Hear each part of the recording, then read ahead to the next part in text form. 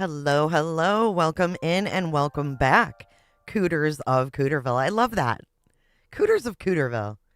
Welcome back. Welcome back. Thank you for joining me today. I hope you guys are all staying warm. It's chilly here in Florida, so it's got to be chilly everywhere else. If it's cold here, I know it's freezing everywhere else. So, Cooter Undercover. Cooter Undercover. Cooters, unite! Cams, if you become a member of the channel, you have access to all of the cool emojis. Patty, don't pee. Don't pee. Hey, Liz, what's up? We did a members only last night, so if you do become a member, make sure you check that one out. We went over Lauren being on Minipolitan last night. We went over a funny of Web Sleuth Trisha sent to us by our troublemaker Sin and other stuff we talked about. So you're a tutor, not a cooter. Paul Sorensen. Oh man, Roto Rooter Cooter. Hey Osane. I know I see people are like, it's 30 degrees. It's a heat wave. Put your shorts on. Well, whatever you're doing today, whether you're at work, whether you're at home, whether you're getting ready for some holiday stuff, I hope you enjoy the stream. Yes, Vinny had her on. It was weird. Hi, Flo. Flo played it on replay. Hey, Scorpio. True Crime Kate. We definitely will do other call-ins, and we'll do them at other times because I know it was super late. Hello, Evelyn Pickwick. Thank you so much, Chuck Anderson's granddaughter, for gifting a cootership to Krug's wifey, Krugsies. She says, welcome to Cooterville. Everybody close your legs. Everybody coming in, close your legs. Close your legs. I have been tired the past few days. I didn't want to get out of bed this morning. It was so warm in there. Woohoo. Thank you, Lori Jean. Almost 30. She was on Vinny for that, the Mormon dad YouTuber that took his kids up in the mountains. Yes. Do you guys want to see it? I'll show you. So before we get into today's stream, we're going to be going over the 9-hour live because Lauren went live for 9 hours. And in this series that I'm going to do, which you're here for the kickoff, Apple Snapple. Hi. Aw, thank you for checking in on me. Always, Ryan. We love you here, and I want you to be okay. Thank you, Flobo, for 5 cooterships. This Tuesday morning, we've got the Becca, KM, Kim, Tina, and Daydreamer. Come on in and close your legs, ladies. She says, welcome to Cooterville. Everybody close your legs. Everybody coming in, close your legs. Close your legs. So since Lauren went live for 9 hours, my series is going to walk through that live stream piece by piece with receipts, starting right here today. But before we get into the 9-hour and the receipts, hi, Kylie. Jammers. We're going to do some updates. So I don't want to, miss out on any updates.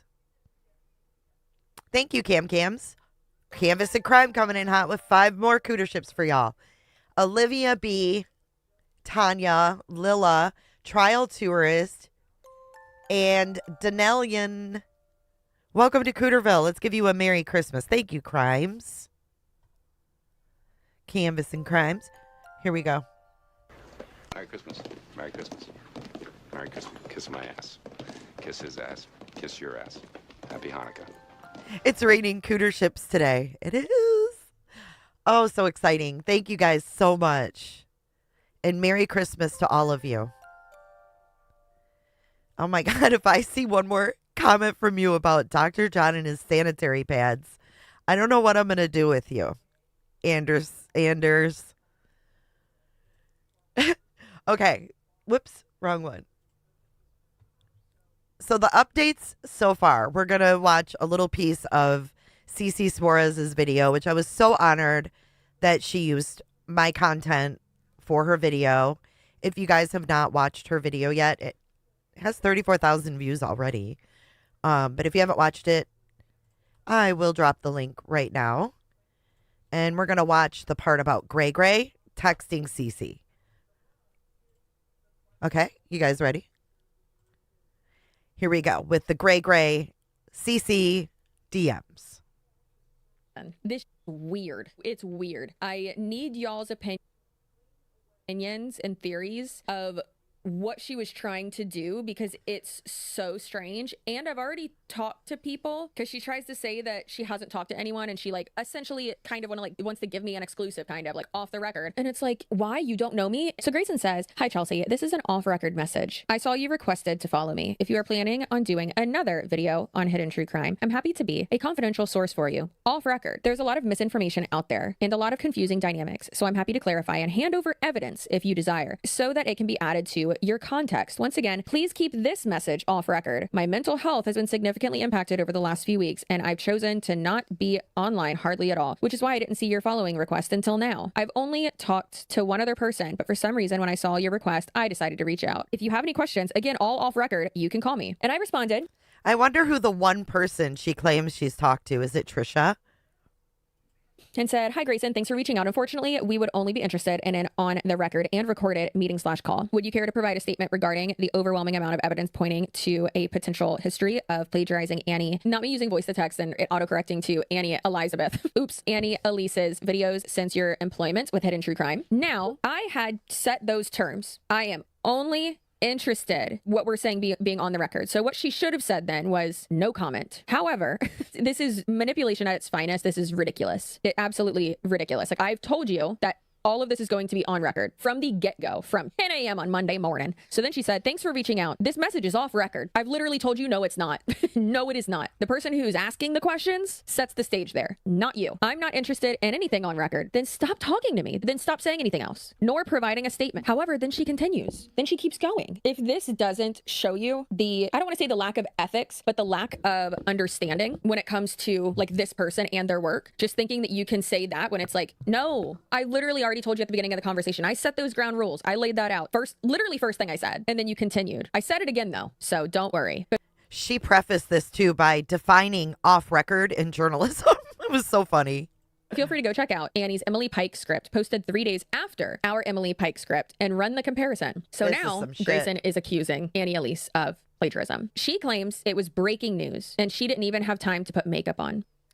She messages Cece and accuses Annie Elise of plagiarizing Hidden True Crime. She flipped the script. She is so stupid. Grayson, you're going to be the demise of your boss. Despite the case not being breaking news, AI shows it was plagiarism. Some of the research in our video was not able to be found online. We called the group home and got information only we had. And she said, "Annie and I have had our own conversation regarding the accusations a couple of weeks ago. The Emily Pike script and employment issues from within her company that I have chosen to not air out or take action on out of respect for her and her growing business and friendship we had." Girl, I think it's clear that you're the problem. Thank God you left that company. Lord. There is a lot more to this story, and a source who is is another former employee that had been trying to twist things for over a year now. I'd be very careful with your sources and what they're trying to do to save themselves. And then she sent a screen recording of, I guess, both of the scripts, which is interesting. But here's the thing is that if you're covering the same case, or and this happens, I mean, a lot with like scammer videos and stuff like that, right? Even social media commentary videos. Like there are times when me, Hannah Alonso, Josh from Dad Challenge podcast, Angelica Oles, Marky, Do We Know Them podcast, even Trisha and Oscar and Moses from Just Trish. There's times where all of us will cover something within the same week. And a lot of even Kiki Chanel too. Me, her, and like 3 other people just put up videos, and T-Spill and all these other pages just put Merry up. Christmas. I use the tip line so only you get the tip. Today, love to all. Thank you so much, Flo. Just sent a cooter chat for 50 buckaroos. Thank you so much, Flo. You are an angel. Thank you, and Merry Christmas. So, yeah, that's the cooter chat. Woohoo! Thank you, Flo. You're the bestest. Videos on the same topic within the past 2 days. And do we all have like kind of the same talking points? Thank you, Patty. Kind of, yeah. But the phrasing is different. Also, most of us don't watch each other's videos. Most people who, Robert Welsh is a great example of this. Like he primarily does makeup content. He does watch makeup content, but the content that he enjoys most is me. Hey, babe. But the content that he enjoys most is commentary. Like I do social media commentary. The videos that I like most are still commentary, but typically it's like comedy commentary. Like I like the Basement Yard podcast and I like video podcasts and stuff like that. And that's really like what I watch the most of because it's just, you know, brain dump. I'm just hanging out with my friends is how I feel, right? That sounds depressing. So if you watch all of the same topics from different people or like same stories from different people, you're going to find similarities and, you know, some of the same points. That doesn't mean it's plagiarized. However, I personally do think that 1, Grayson having access to those old scripts, and 2, the amount of times that the flow of the video and the like hook phrases, like those like goosebumps. I want to go back to the messages. Let's finish the messages.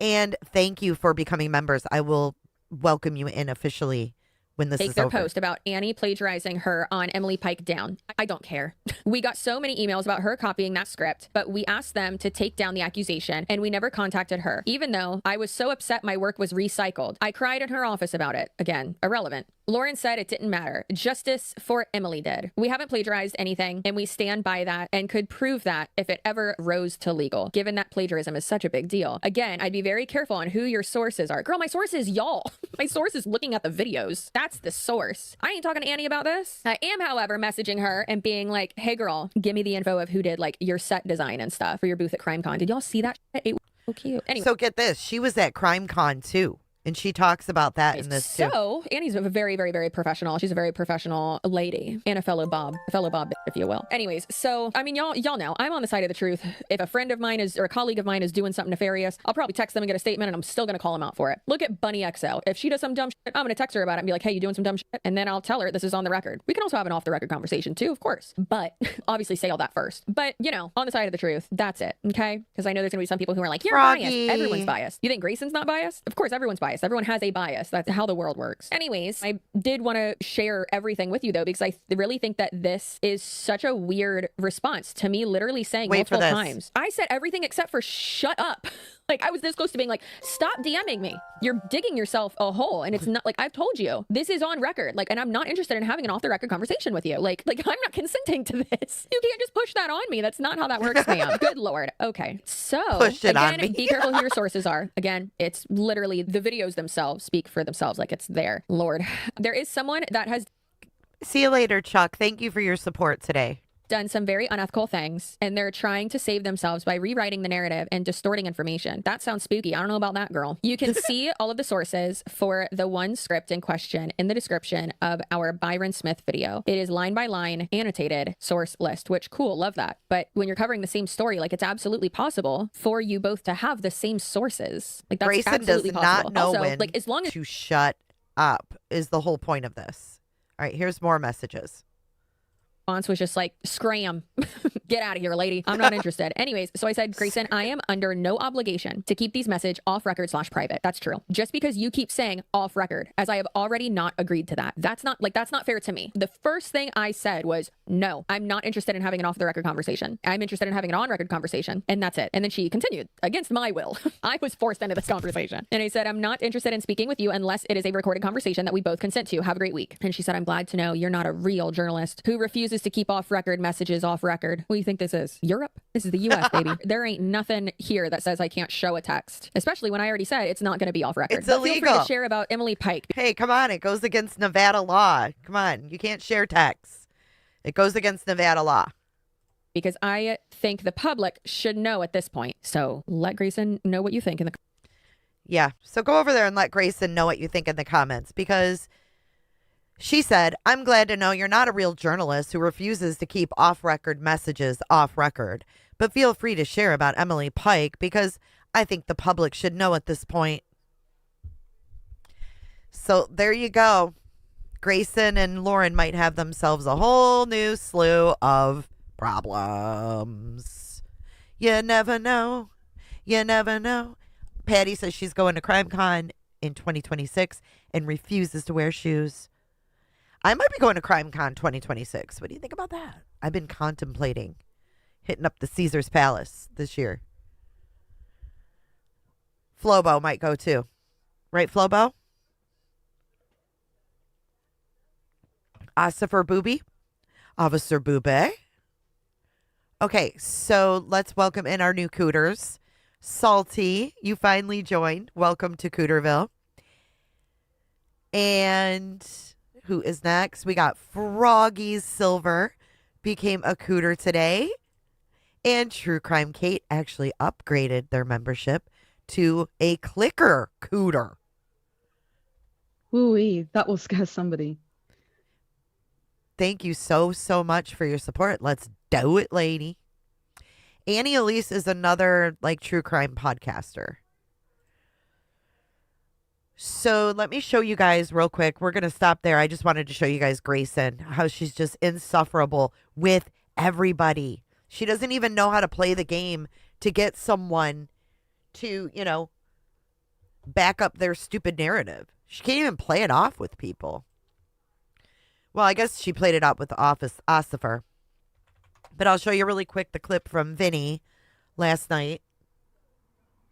And then we'll get into our 9-hour breakdown, which is going to be really good. I hope you guys enjoy it.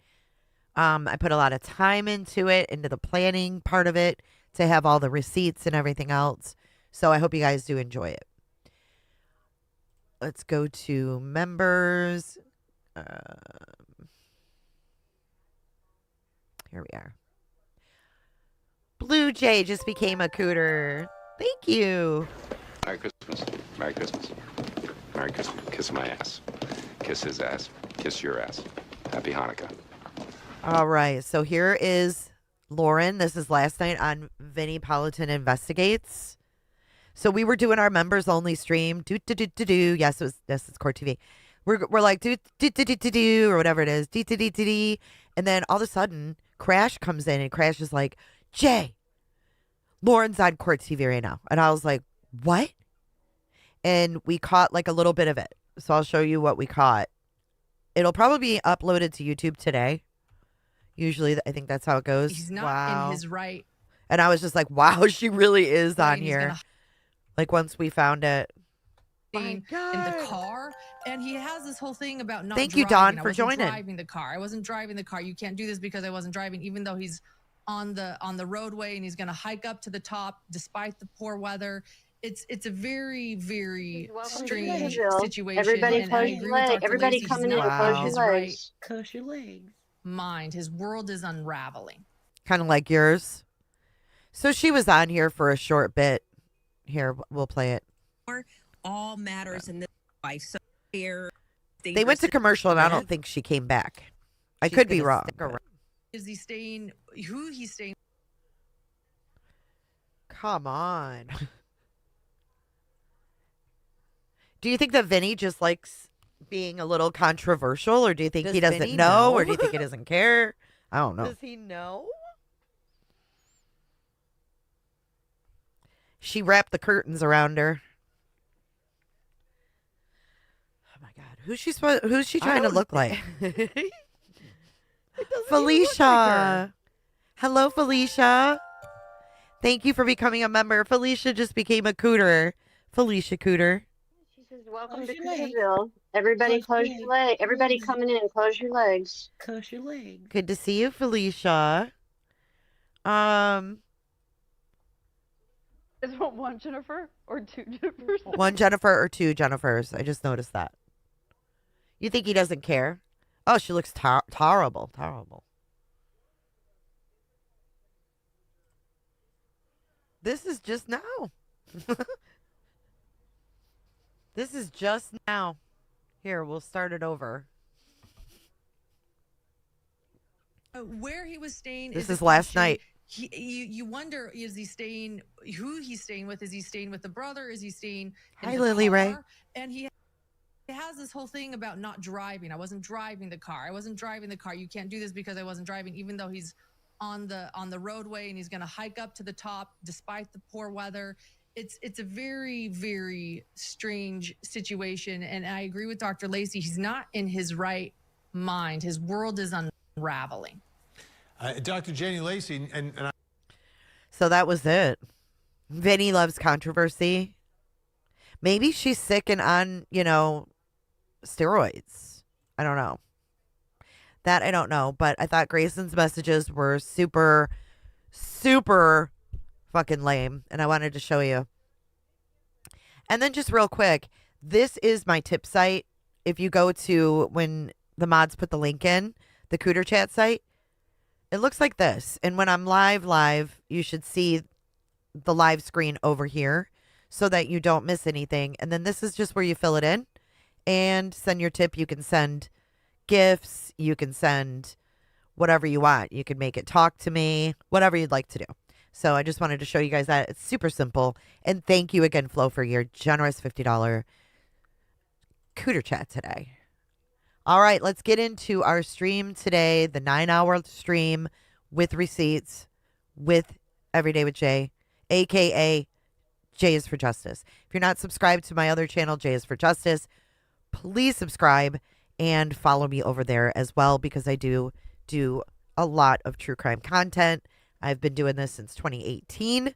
This is my second channel. So thank you so much, guys. Let's get into today's stream. We're going to start off with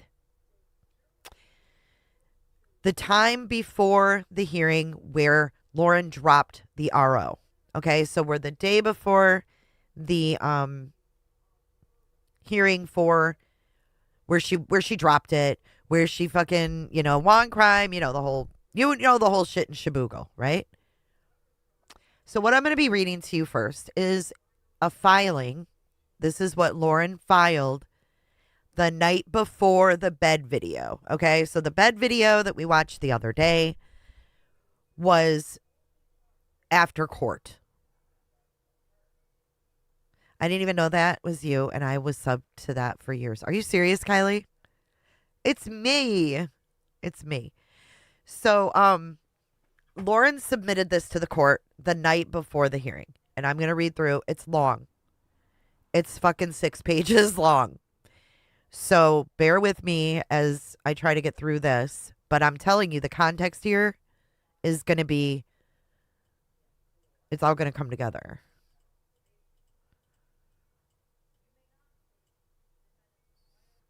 All right, let me make that bigger so y'all can see it. Okay. I am the petitioner in the above entitled matter. I make this third supplemental declaration to provide the court with additional information regarding the respondent's conduct, as well as the impact it has had on my safety, peace of mind, and daily life. This declaration is not intended to repeat what has already been presented, but instead to supplement the record with a broader account of the respondent's actions over the past several months. I believe it is important for the court to see the cumulative nature of this behavior and how it has affected me over time. The following paragraphs describe in detail the respondent's actions and their continuing effect on my emotional well-being, personal life, and personal sense of security. The respondent's actions have not only disrupted my peace of mind, but have also risen to the level of an existential threat to my life, my livelihood, and my family. I have felt as though every aspect of my safety and stability is under attack. This includes the ability to work without fear, to protect and provide for my family, and to live with even a basic sense of security. The respondent's behavior has forced me to question whether I can continue in my profession without ongoing harassment, has strained my most important relationships, and has placed a constant cloud of fear over my daily existence. The respondent's actions have not been a series of minor inconveniences, but rather an ongoing and relentless campaign that has profoundly threatened my well-being and sense of safety. She expected the judge to read this shit. She submitted it the night before. I can't. I cannot. Additionally,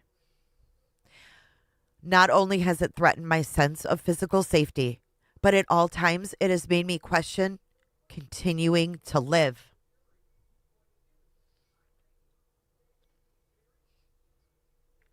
I can't even with this. It has taken such a toll on my mental state. Up until 2025, I have never questioned that before. This has felt like a complete nightmare I can't wake up from, no matter how hard I've tried.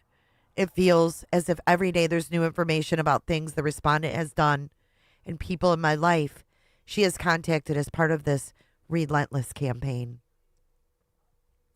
The respondent has attacked me from all angles. Myself, my husband, my business, the relationships I've built throughout my career, my employee, and even my baby brother, who tragically died just a month prior to her beginning all of this. She has proven that there is nothing off limits when it comes to her campaign to destroy me, stalk me, and harass me. Now, mind you, publicly, Christina never even said her fucking name. Her fucking name was never said. But this was her last reach the night before the hearing to get this in to the judge. Right, 5150 needed.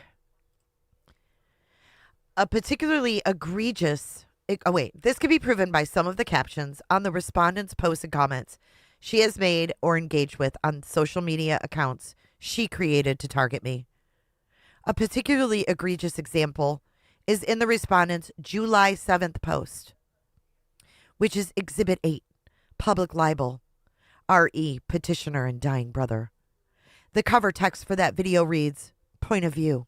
You saw the red flags and thought, wow, what a passionate color palette, followed by spilling some tea. Then, her brother's sperm. I am so embarrassed for you, Lauren.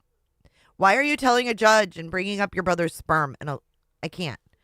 And concluding without his consent. Part of her caption reads, how could she do that without consent is beyond me. To be clear, my brother suffered a catastrophic ATV accident in March of 2023. And before he died in March of 2025, there were medical discussions about sperm preservation. I had mentioned the possibility of that to the respondent at one point. Also in the line of the Daybell trial. Just saying. Okay? Let me just expand on this bullshit a little bit. I've heard from several witnesses that Lauren was talking about this in the line to get into the trial, and some woman offered up her fucking uterus for it.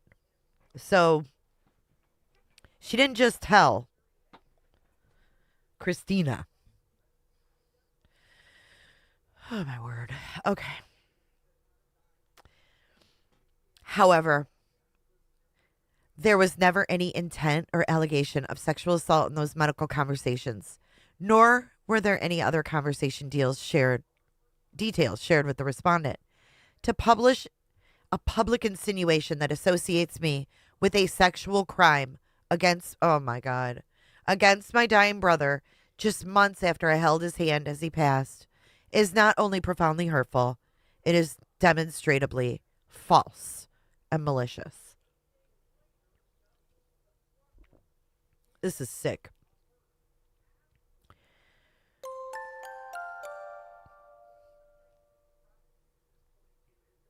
My brother was not in a coma when these conversations with medical staff took place, and this was not a consent issue medically, proving that the respondent is putting her own spin on things to harm me.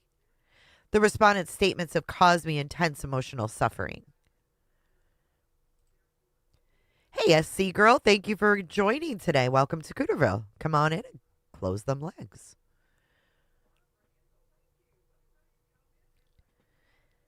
Hold on. My brother was not in a coma when these conversations with staff took place, and this was not a consent issue medically, proving that the respondent is putting her own spin on things to harm me. The respondent's statements have caused me intense emotional suffering, undermined my relationships and livelihood, and increased my fear for the physical and reputational safety of my family. I have had to have conversations about my brother that I never wanted to have, to defend being accused of wanting to sexually assault him. I have had to defend my family and our decision-making process. There are no words that could accurately convey what it is like to have to make decisions and have conversations with your family about what to do when the youngest sibling is never going to fully recover from a horrific and tragic accident. And then to have someone maliciously use that against me and falsely and publicly accuse me of things in the midst of navigating insurmountable grief is simply horrific. Respondent has also proven the accounts are directly about me within her posts. On a July 24th TikTok post, the part of the respondent's caption read, quote, "Let me tell you, if she would have met ex-friend of mine, who I made this count to expose, she would have clocked her in 2 seconds. Exhibity 28. Clocked her." Oh my God. So now we got head on a platter and clocked her being used literally. Hey, Pines. Good morning. Same to you, Kels. Good morning, Kels. On an August 8th TikTok post in which she used my voice, she captioned the post, "Can we all talk about her own words and actions, though?" Exhibit 17, confrontation recap. She posted that same video on Instagram on August 9th and captioned the post, "You can't make this ish up. Her words mixed with her actions is wild." A quote on screen also read, quote, "Voice of my ex-friend." Do you really think that the judge is going to fucking read this? This is for the TRO. The night before. Oh, God. On August 29th, she made another post on TikTok where she shows photos of me and says in her own voice while showing photos of me is, quote, "Yeah, sure. I'm talking about this toxic person I met and knew for a year. Exhibit 30. Yeah, sure." Additionally, the respondent often uses other people to promote her accounts, join her campaign, and or offer requests they give her for advice for what she should be doing next. This can be shown with direct examples from both accounts. On July 8th, she featured an accomplice named Sarah Pari in a video posted to Instagram and TikTok. Part of the caption on TikTok read, quote, "Also, I'm curious if you know who I'm talking about and if you yourself have stories to share. Don't name names in the caption, just let me know if you know. I met Sarah Perry at one point in line during a criminal trial I was covering back in 2024. She's writing a book to this judge. I cannot, but have never spent any time with her personally, nor do I know her on any personal level. The only other interactions I've had with Sarah Perry was to ask if a seat was available at a press conference with extremely limited seating. And when she came up to my dinner table in Boise, Idaho, to confront me, in which, this is Crossbody, in which the respondent later posted a public video about. Exhibit 17, confrontation recap. On July 12th, the respondent made her first post on both TikTok and Instagram that had my voice in them. The caption for both posts read, in part, "So, this is my boldest post yet. I want your feedback and commentary. Should I do another bold one?" God, Christina, that's so scary. Comments for that include a comment from someone with the handle Quaffle that reads, "Girl, playing her voice is diabolical." The respondent then responds to the comment saying, as in, "Give you more?" Or maybe I went too far with this post? Question mark. Shout out to Felicia. Someone with the name Felicia then comments, "No, we need more." Quaffle says, 100%, keep going. Lori Day, an accomplice of the respondent, then comments, I agree, we need more. And then another comment from her, quote, I think the chick she's talking about sounds like the diabolical one. Quaffle responds to Lori, oh, she is. I just love that she put out the actual audio. The respondent liked all of the above comments in that thread, aside from her own. And then she continued to escalate in behavior after that. Shut up. The devil is dancing tonight. Good grief. Exhibit 10. Voice clip. On a TikTok, the respondent made on July 17th talking about the difference between petty and smear campaign. The respondent made a comment on the TikTok using her personal account stating, quote, just putting this out there, my DMs are open on this art account and the account I posted this PSA from. But objectively, you need to know this is not a smear campaign and is not petty, end quote. Exhibit 31, DMs are open comment. So she's putting in here that fucking Christina can't even say, hey, my DMs are open. If y'all want to fucking, DM me. Oh my God. And she liked all the comments. Oh my God, throw her in prison. Put a fucking tether on her fucking ankle and just call it a day. I don't even need to read anymore. The judge should have just read this and went, whew, take her away. Off with her head. I mean, what is this? Fucking stupid. This is the dumbest shit I've ever seen.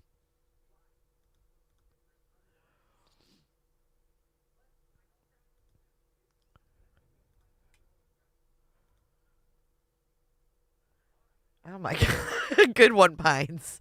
Thanks for getting that. Blech.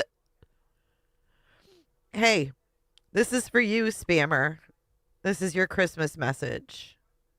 Cheap, lying, no good, rotten, four-flushing, low-life, Am you, Lauren? dirt-eating, inbred, overstuffed, ignorant, blood-sucking, dog-kissing, brainless, dickless, hopeless, heartless, fat-ass, bug-eyed, stiff-legged, spotty-lipped, worm-headed sack of monkey shit he is! Hallelujah! Holy shit! Where's the Tylenol? I fucking love that. Okay. So 2 days later, on July 19th, the respondent made another post on TikTok. The caption read, look, I have 50 people following me, but I get way more views than that. So I know a lot of you are lurkers. And I know it's either because she, hurt that too. 2, she hurt someone you care about. Or 3, she told you about this account as a way of getting ahead of it, and now you're curious. Whichever those 3 it is, let me tell you. Trust your gut. It's real. I have not mentioned her name. I don't even hate this person. I don't wish any harm or any ill on this person. All I wish is for those impacted by her to know they're not alone. So, all you testing the waters, come join. The water's nice and peaceful in here. Exhibit 32, come join. I can't even with it. Where's the fucking, where's even any shade of harassment? Like, there's nothing. There's nothing. This is crazy. These nuts. On August 19th, the respondent posted another video on TikTok asking about personality disorders and alluding to me having one.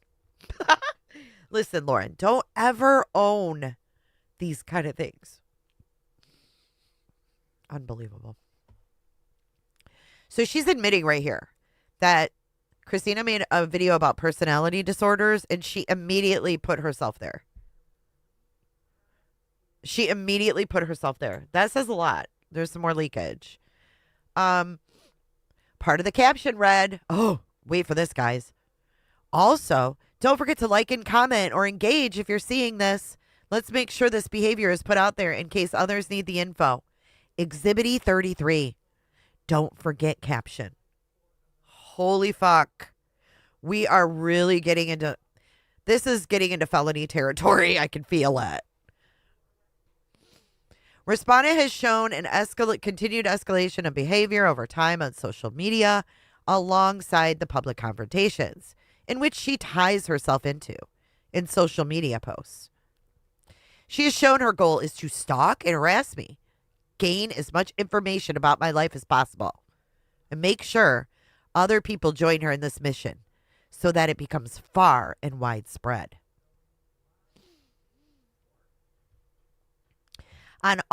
We are on page 5 of 6. On August 22nd, the respondent made a public post on TikTok about people using LinkedIn and spoke about it as being a way to verify information. The caption for that read, quote, "This isn't just a question about the ex-friend I've been talking about. I saw a video on TikTok where a girl was like, look, this is my background, but you should do the research yourself. You should verify the information. You shouldn't just take some random person's word for it, just because they have an internet following. Verify my info, etc." And that stood out to me, especially when a few weeks ago I got curious if any of my ex-friend's background could be verified, only to find out she and her husband didn't have a LinkedIn. Dun, dun, dun. And really, the only information on a Google search is information they've curated. Makes me curious, end quote. Exhibit 34, LinkedIn TikTok. Well, right there, Lauren, is why we all feel like y'all aren't fucking honest or real. Okay? You should be able to verify his information very easily. Given the respondent's history of publicly sharing, she called UNLV, where my husband supervises students. Oh, and by the way, UNLV, let's talk about a little tidbit I found. In the video where they interviewed Colby Ryan 2 days before the 9 hour, you know, the one they deleted now, but I reviewed, thank God.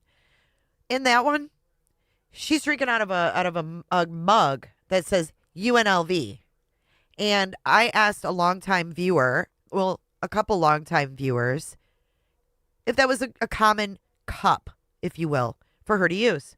And the answer was, no, never seen her use the UNLV cup before. And why do I look like a tomato? Hold on. I look like I'm ready to have a heart attack. Holy fuck. I'm really not that red in person. It must be my window.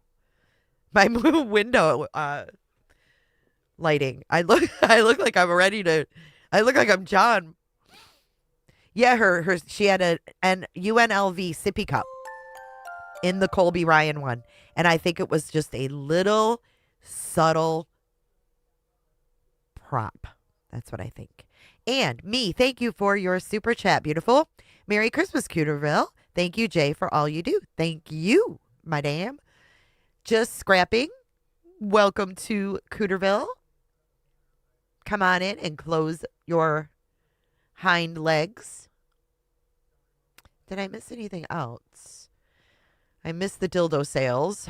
Luckily, that's gone. Okay, Blue Jay, thank you for your Canadian super chat.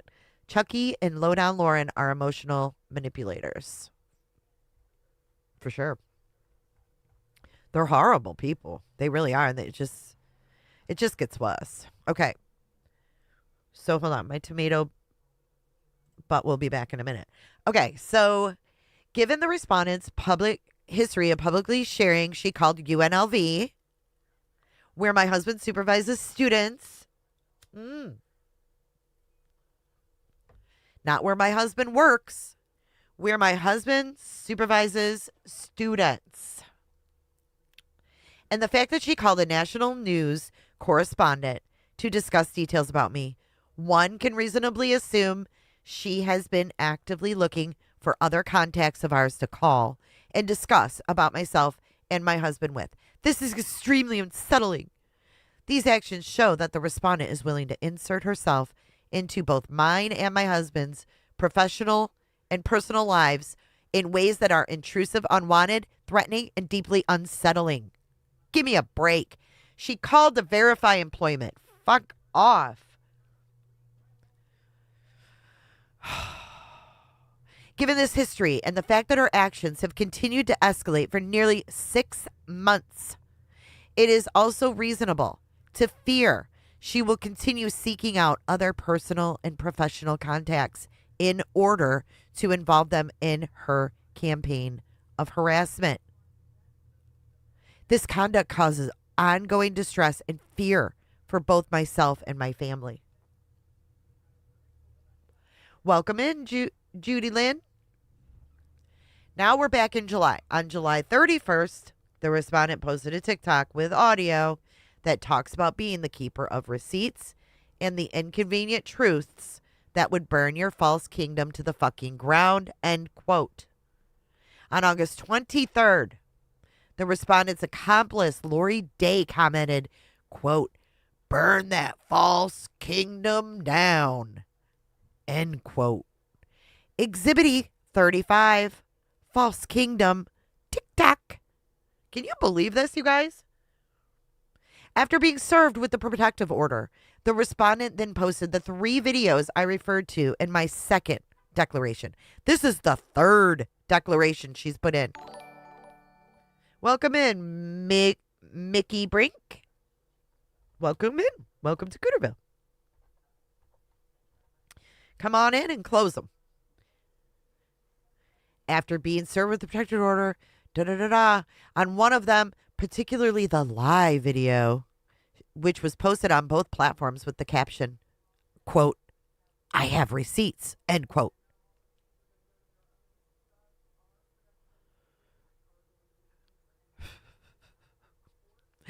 The respondent continued to respond to comments made by others. One comment read, quote, clap emoji, please do it. It will be criminal for that XF to get away with her backhanded actions, end quote. The respondent commented back, quote, the hype you give, clap emoji times 2, literally. Clap emoji, thank you, end quote. Can we get some clap emojis up in the chat? God almighty. Eyes and claps. Another comment read, quote, girl, clap emoji, towel, clap emoji, it. The respondent commented back, quote, this is the energy I need. High five emoji times 2. To see the respondent continue to engage and make threatening posts and comments, despite the order in place, gives me serious concern for my safety. Exhibit 36, the lie comments. On another video titled as the, quote, whoops video in Exhibit, a follower of the TikTok commented, quote, time to tell the real story, to which the respondent responded to the comment with, quote, as you wish, high five emoji times 2, end quote. Exhibit 37, as you wish, comment. Over time, the respondent has done things in efforts to ensure this stalking and harassment campaign she has launched against me goes far and wide. I'm loving the chat. I just looked over. You guys crack me up. Clappies. Clap on, clap off. The clapper. Clap, clap. Sorry. Over time, the respondent has done things to ensure this stalking and harassment campaign she's launched against me goes far and wide. On a TikTok she made on August 13th, she commented with personal account stating, quote, haters gonna hate. Yes, I'm commenting on my own posts. Yep. Ha ha ha ha. I switched back to my art account and this was the first thing that popped up. It made me laugh again. So I'm commenting on my own post for the algorithm. Yep. Ha ha ha ha. End quote. Exhibit 38. Haters gonna hate. Some of the respondents' videos posted to TikTok are also tagged with my name, my husband's name, and my business name. This means that when someone searches up my name, the respondents' videos pop up. All of those things combined, I didn't see any tags, by the way. When I looked, all of these things combined increases the concerns I have for my family. The respondent has made it clear she will do what she wants, how she wants, and when she wants, stopping at no lengths to cause harm to me. Exhibit 39, searches. For all of the above reasons, both in this third declaration as well as the first 2, and for the safety of my family and myself, I respectfully ask this court to convert the temporary civil stalking injunction into a permanent civil stalking injunction.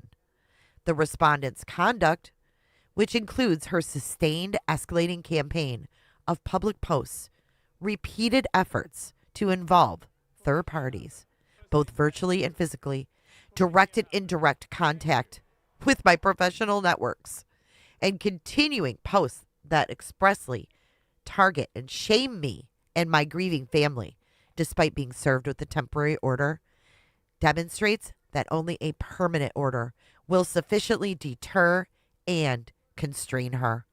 The harm she has caused is not speculative, nor is it an isolated event. It is also ongoing, extensive, and has significantly impaired my emotional well-being, my ability to work and provide for my family, as well as my family's sense of safety and livelihood. Oh my goodness. So that is the third exhibit. Let me come over and thank you guys. You guys are so supportive over here. Thank you so much for your super chat flow. She says, Cooter claps welcome. A fupa clap is a no-no. No fupa claps. Thank you, Flobo. Hello from Palteca, Florida. Just scrapping. Thank you for joining. Welcome to Cooterville. And OVG in the Pines.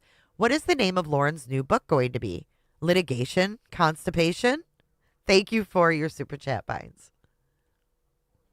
Thank you so much. I hope she does not write another book. I really do. Okay, so the next part we're going to get to, let's get this off here for a second. Now, mind you, this was the night before the hearing. She submitted that 6-page mess.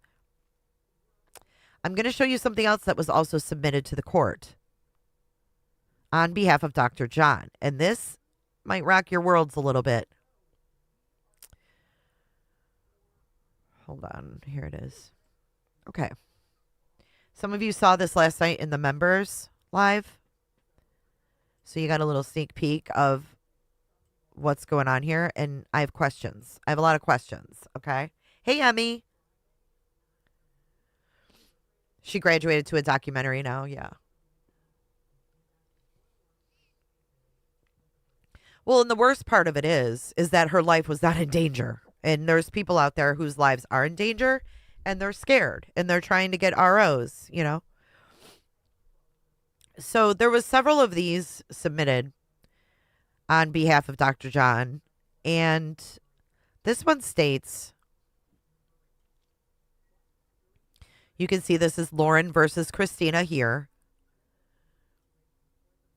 I don't think there's a date on it. But, oh yeah, Wednesday, September 17th. Okay. So petitioner by and through counsel submits this ex parte motion for disabled witness to appear remotely at CSI hearing that was scheduled for September 22nd at 11 a.m. John Matthias, the petitioner's husband, desires to testify at the hearing. However, he is presently located in Nevada. He suffers from a medical disability that makes it extremely difficult to travel by plane or car long distances. The petitioner requests the court allow him to appear virtually to accommodate his disability. Medical disability. That's what it says. Okay, so then here is where it's granted. It says this matter before the court on plaintiff's ex parte motion. I think there was a continuance. That's why it says the 14th. I'm not really 100% sure. But it is hereby ordered in a judge and decreed that the petitioner's motion is granted. The court will accommodate the petitioner's husband's disability and permit him to appear remotely via WebEx. The court will provide the petitioner's counsel with a WebEx link. So is he on disability? Like, what's going on here? Like, she's never mentioned him being disabled. That's what Jill Schneider, that's what they filed with the court. So that, I thought that was pretty wild, right? Like, okay.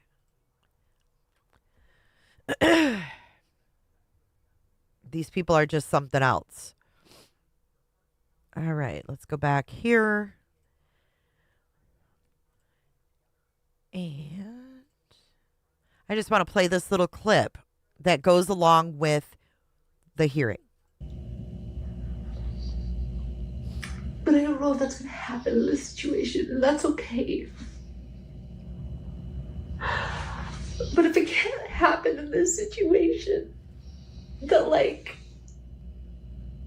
you know, that like, no laws or legal things can help me, then at least women like finally talk about it, even as my boys.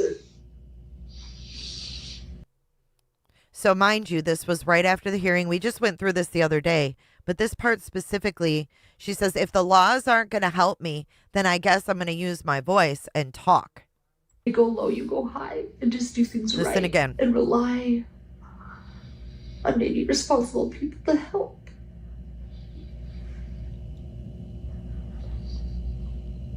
But I don't know if that's going to happen in this situation, and that's okay.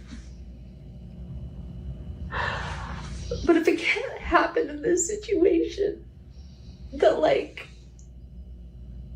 you know, that like, no laws or legal things can help me, then at least women like finally talk about it, even as my boys. And share what's been happening, because I do want to help with like cyberbullying now, and I know that I'm a public figure. I've never been. Hold on, just stop for a second. I was like really zen before we started.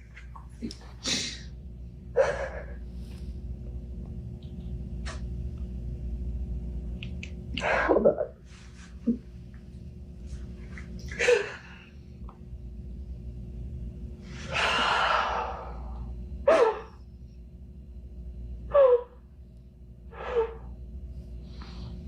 Sorry, I can't even like process something. I don't know. Oh, did you fucking clean it? I'm sorry.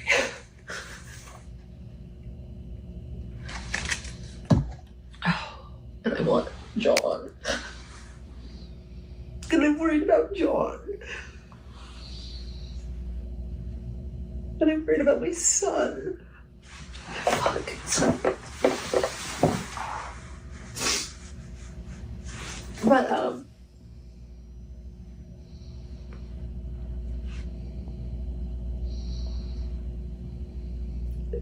just think, sorry.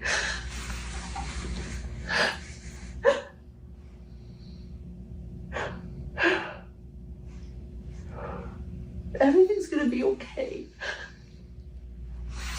Everything will be okay. It really will. But I'm like a really resilient person, in my opinion.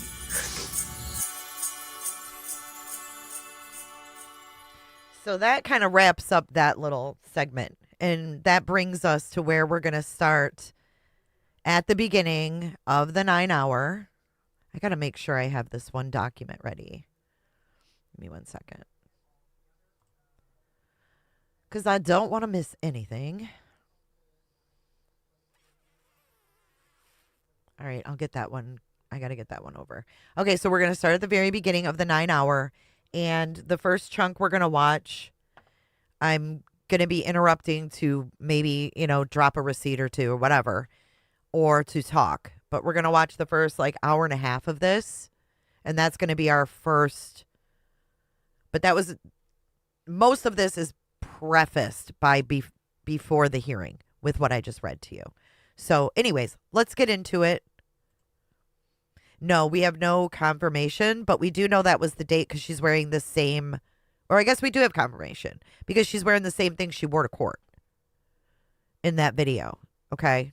So we know that that came from that day when she was told no by the judge and she had a fit and all that.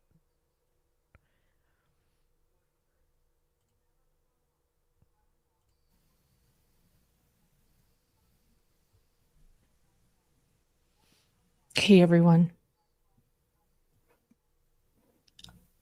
I've never been more nervous for a live in my entire life, and I've done a lot of lives or a show in my entire life. And this is not a live or a show that I ever wanted to do or ever thought I would have to do. And this has been ongoing for months, what I have been dealing with. This is not drama. Hidden True Crime doesn't get involved in drama. We stay very clear from that. And those of you that know us know that. So I hope that nobody calls this drama ever again. You know what? I have to stop right there. In fact, I have to concur with that because you're right. It's not drama. What you've done is commit crimes. What you've done is commit crimes and falsely accuse others of committing crimes they didn't commit.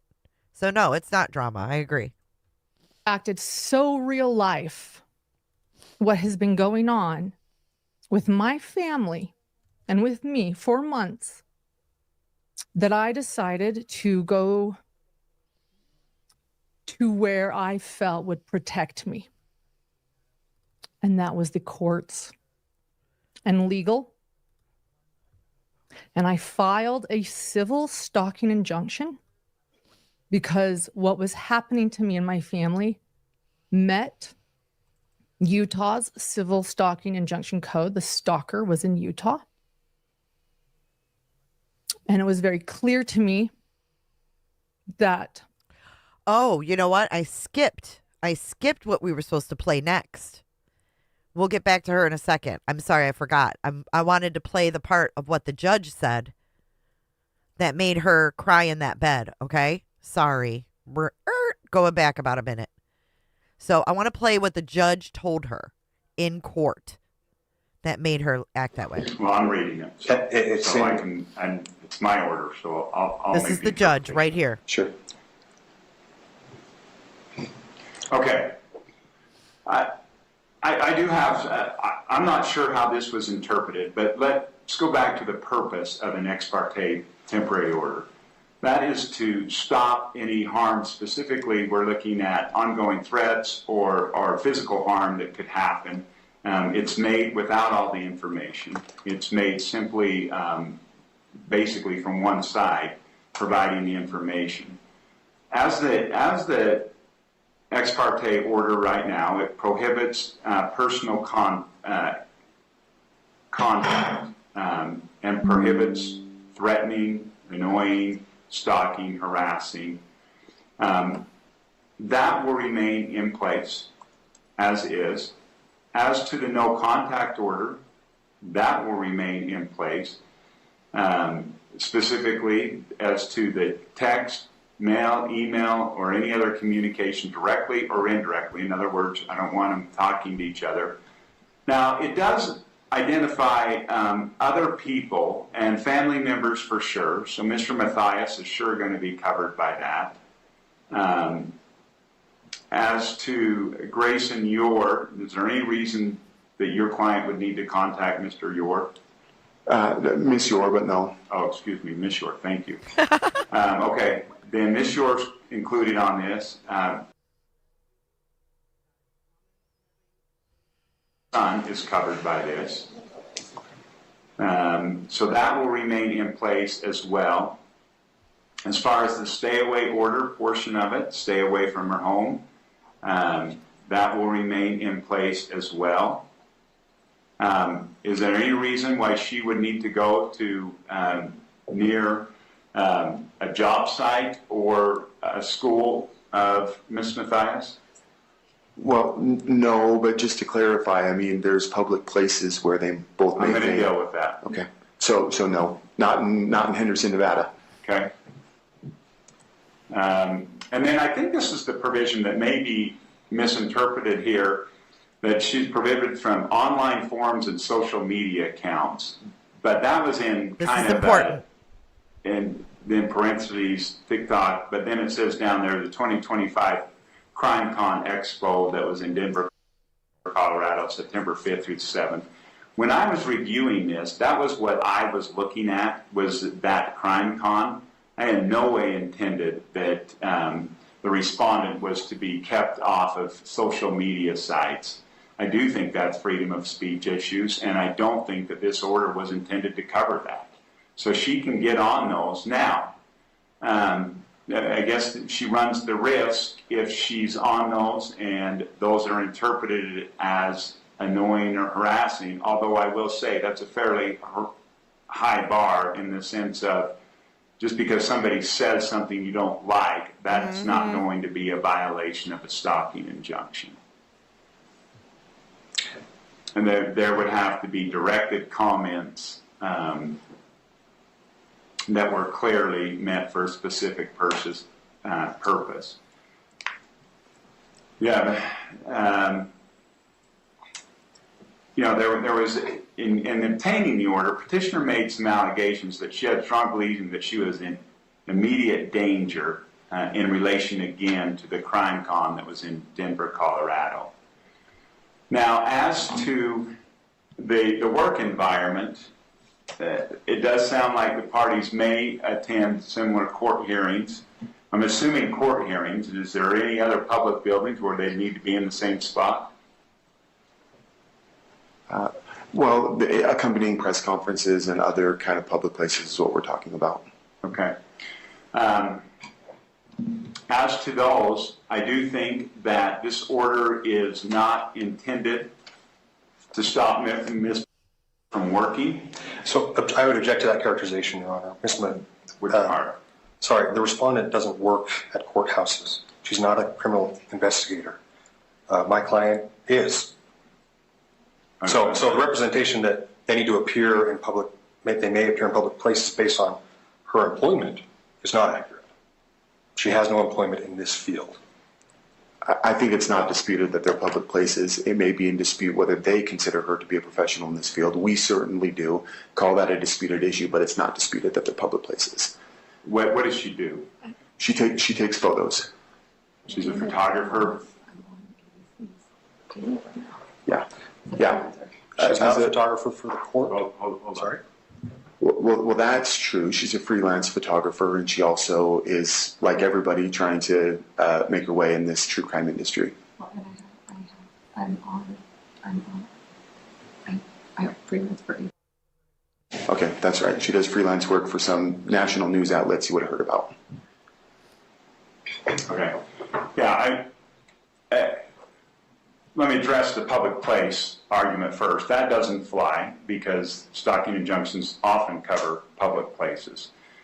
However, it does sound like she has a right to be there and she's got a purpose for being there.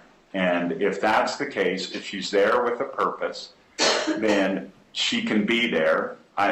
The order is that they will keep, that she will keep her distance because Ms. Matthias, she's not a respondent, there isn't a counter one. So Ms. is required to keep her distance from the petitioner. Now, it's hard to say exactly how far that is because it may be different if we've got a media scrum or something and we're taking photos, then it may be closer. But she certainly cannot be right next to her. She certainly can't be making faces to her. She can't be making gestures. She can't be making comments. None of that can occur. If they're in a courtroom, like a courtroom here today, I'd expect that they would be on opposite sides of the courtroom. So I expect to receive a modified temporary civil stalking injunction with those changes incorporated. Your Honor, if I may, I'm sorry. There is actually one more place where the online stuff and the social media, way down at the bottom with other relief sought, is actually where I was quoting from earlier, where it says that she's not allowed to post relating to or referencing petitioner. And that's, I think, one of the things that we need to clarify. I think it says respondent shall cease and desist any and all online activity and communications relating to or referring to the petitioner, her immediate family and extended family members. Is that portion subject to the court's clarification on the other bit that you just made? Yeah, now I think I was clear before that I expect her not to post anything necessarily that she's running a risk. If she posts something negative about her, that's something she can, I guess, theoretically do. but she needs to be careful in walking that line.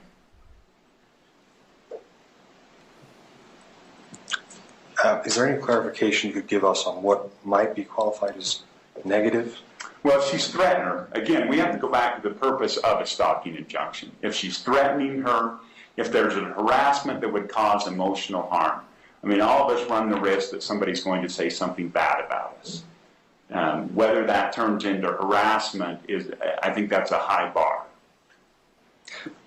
Hey, is there any evidence? Let me be clear on this, Mr. Dale. This civil stalking injunction was in no way meant to silence what Ms. is doing. And I want to be very clear on that. And any permanent stalking injunction will not be for that purpose. That is not what a stalking injunction is for. No, it's all dropped. I guess I'm looking for clarity on what it is the court is basing its ruling on when it says what she does or what she's doing.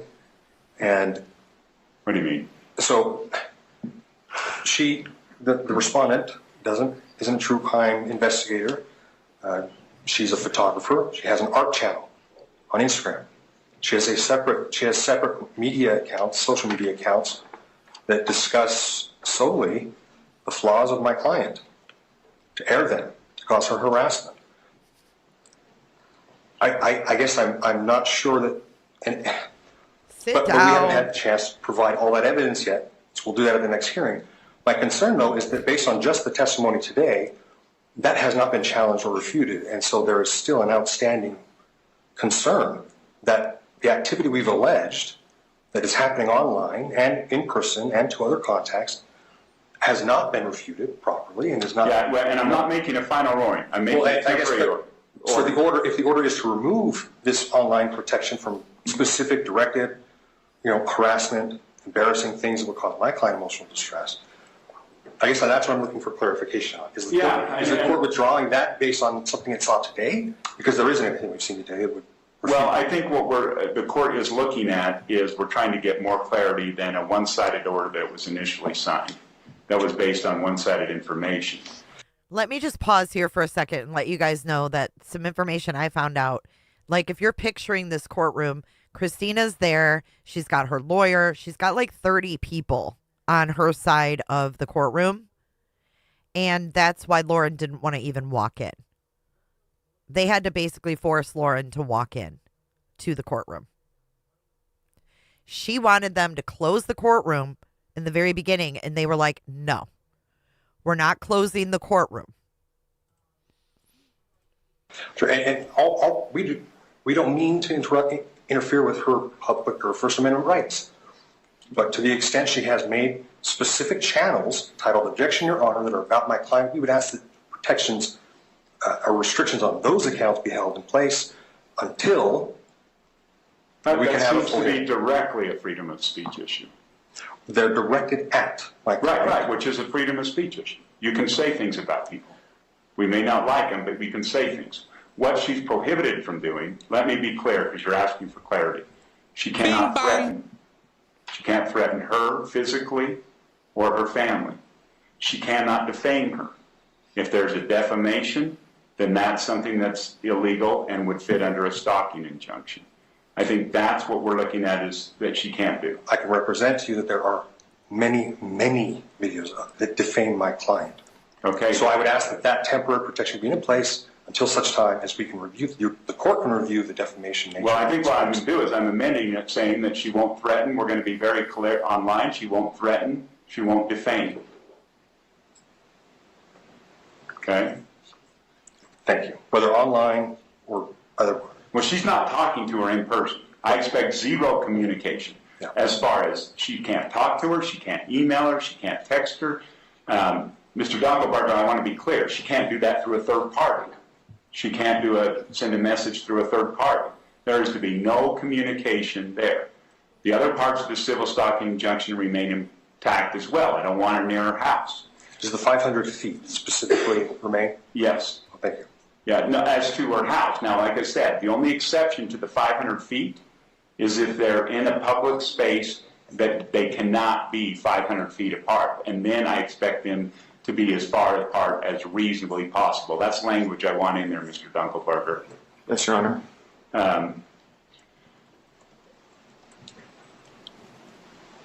But otherwise, that is 500 feet. So Mr. Dunkelberger, if they're in a mall, your client needs to move away 500 feet.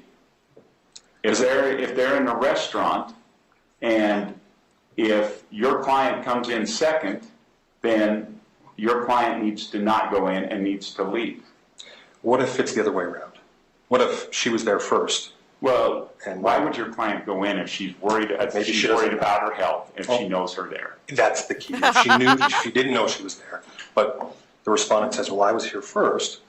What should my client expect to do in that circumstance? Well, I would expect if your client is worried about her safety, when the reason we got a stalking injunction, and she goes in there, she would leave. Now, if by chance we've got Miss is in there, I'm assuming your client's not going to go over and approach her. I'm assuming Miss is not going to approach her and that she will leave, provided she's finished her meal. But I expect that there would be no communication, there would be no, again, facial gestures, anything of that. They'd finish their meal, they'd go on their way. We got to be careful how we're using the tools of the law in this courtroom. And I expect the parties to use common sense. Okay, Ms. Dale. She doesn't have common sense. Anything I missed on you that you want else addressed? Let me review the language, Your Honor. Oh, these clarifications you're making, I assume they apply also to the other protected individuals, her husband, her son, co-workers, etc. Went through that, yep. Okay, I think we did.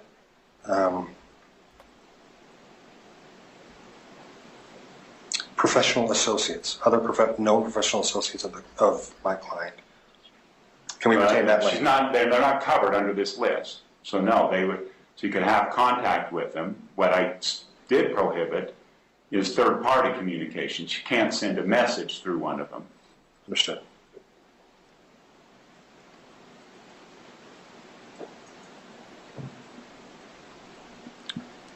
With respect to, go ahead. Sorry. Finish up. With respect to the online posts.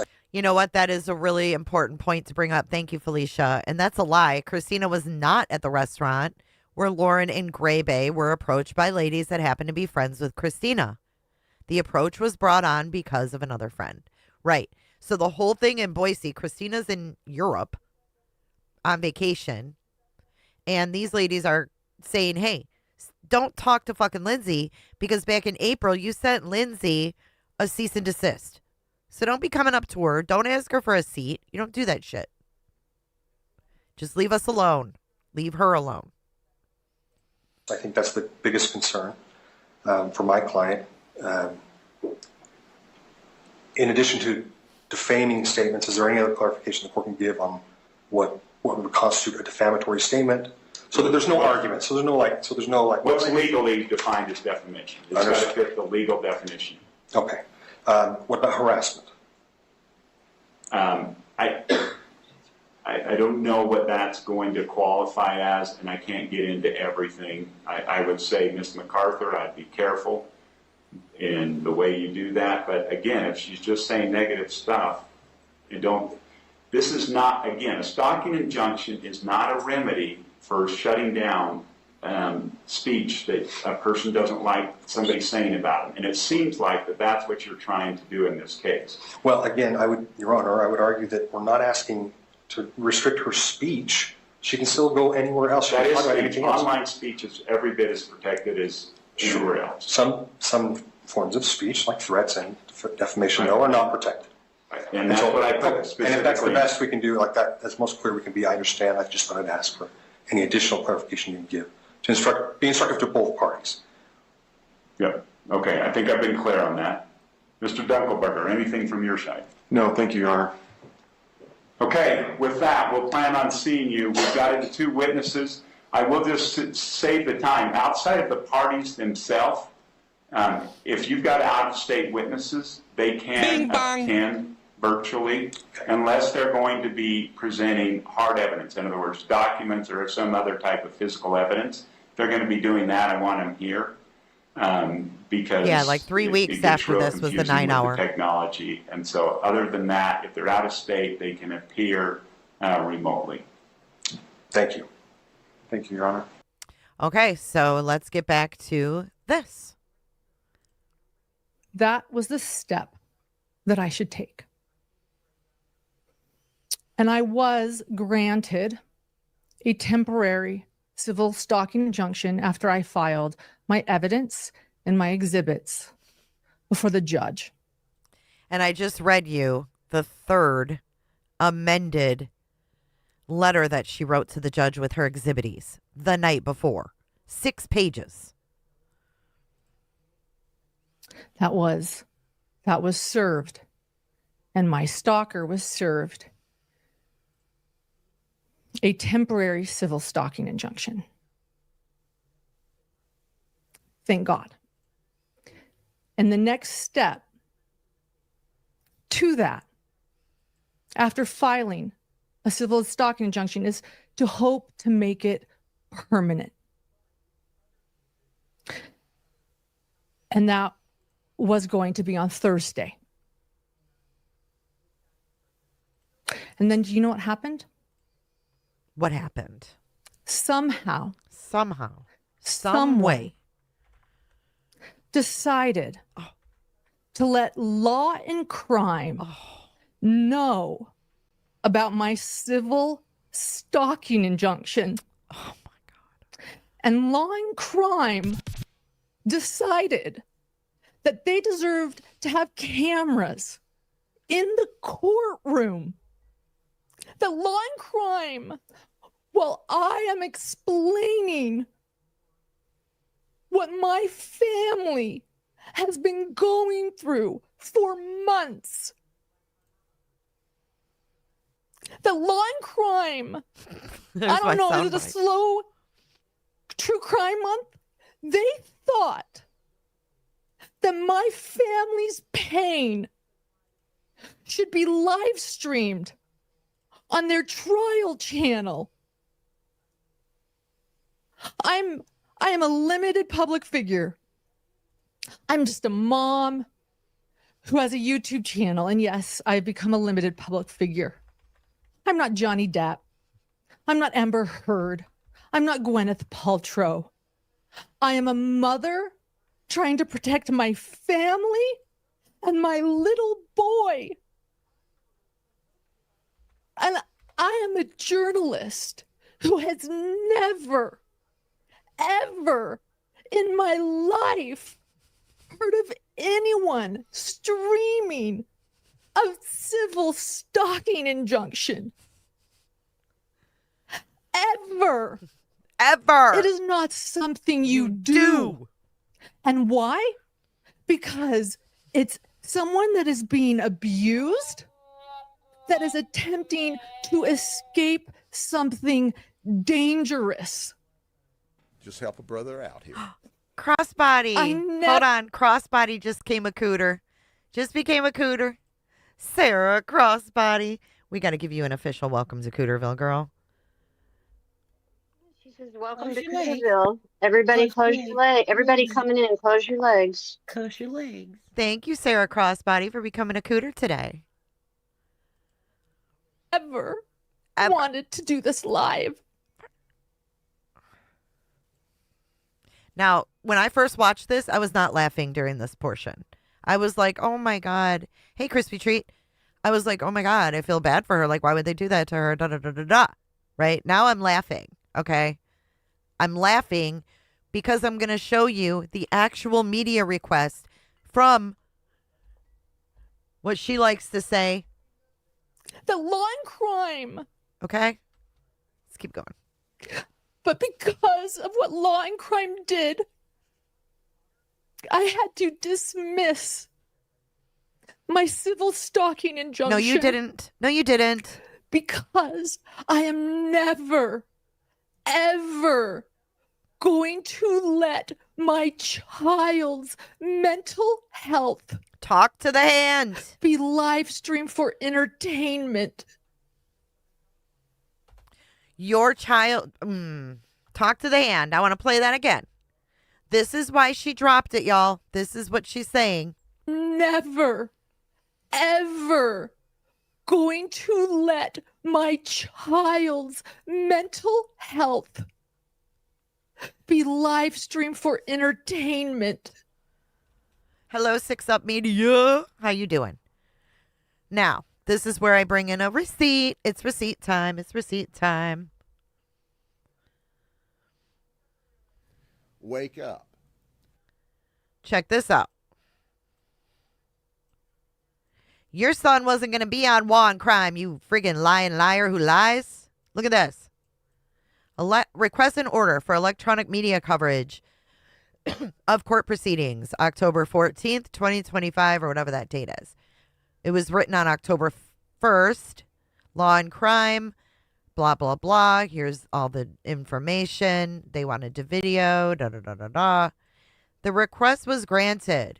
But if you look under the per the rule, there will be no electronic media coverage of a juror or prospective juror. Electronic media coverage of a person who is a what? Bing bong. Minor. See number 2 down there with the check mark? Minor. Your son wouldn't have been on fucking Law and Crime. Try again. Try again.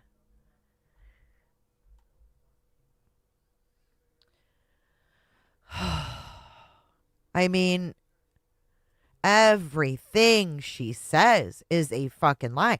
It's like in doing the research for this, right? To match up what she's lying about, what she's not. Everything's a lie. There's been very little, except for leakage, that seems to be the truth. Thank you, Lindsay. It's also important to note on 10/14, the judge approves Law and Crime's media pool request that was first filed on 10/2. And then on 10/15 was the 9-hour live, and Lauren dropped the CSI. Thank you for filling that in. It's all kind of fitting together, right? So there's the proof. This had nothing to do with her son. Absolutely nothing. This had to do with the lack of evidence and the fact that she was lying. And in my opinion, her and John both lied to the courts and to the cops. Shauna, wait, did she bring her son to court to her? No. She was saying that he would have to testify because of the mental duress that he's been put through because of Christina.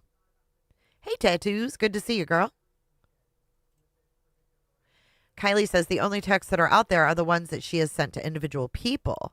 And we are just witnessing a group of people that work together and that are involved with her, that are coming together now and sharing their experiences with her bad behavior. But Lauren wants there to be a common enemy and distraction, such as a stalker or some vigilante like Mr. Breakfast, anonymously waiting to release everything. They are not compiled anywhere. I know it. You're probably right, because from what I heard, she was in like 20 to 30 group Facebook messengers. That's a lot of Facebook messengers.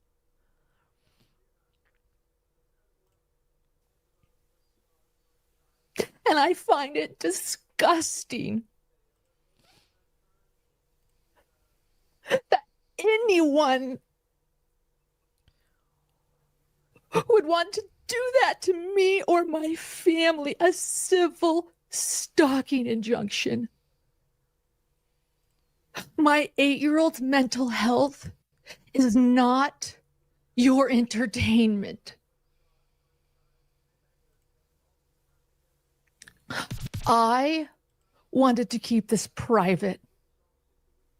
I wanted to keep my pain and the bullying and the abuse and the harassment and the defamation and the pain that I have been dealing with behind the scenes for months. I wanted to keep it private.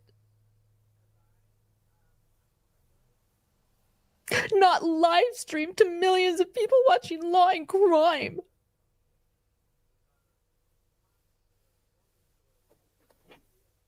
And so, if Law and Crime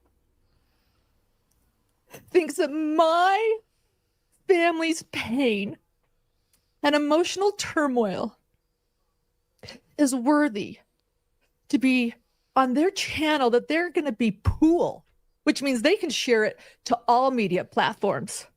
This is just for everybody. Then I'm So Megan, I want to expand on that. So Megan says 20 to 30 groups on Facebook or messengers. I can't with that. How would you keep up with that? How about spend time with your kid you want to protect? Let me expand on that. So from what I hear, she would just pop into these groups with like, hey, I'm doing this with so-and-so, like, or so-and-so just reached out to me, you know, meaning like victims or, you know, people she's working with at the time. So she would pop in there just to make sure, in my opinion, that they know that she's the only one in the know with all of the contacts. I don't think she really participated a lot from what I understand. Oh, I know, Sarah.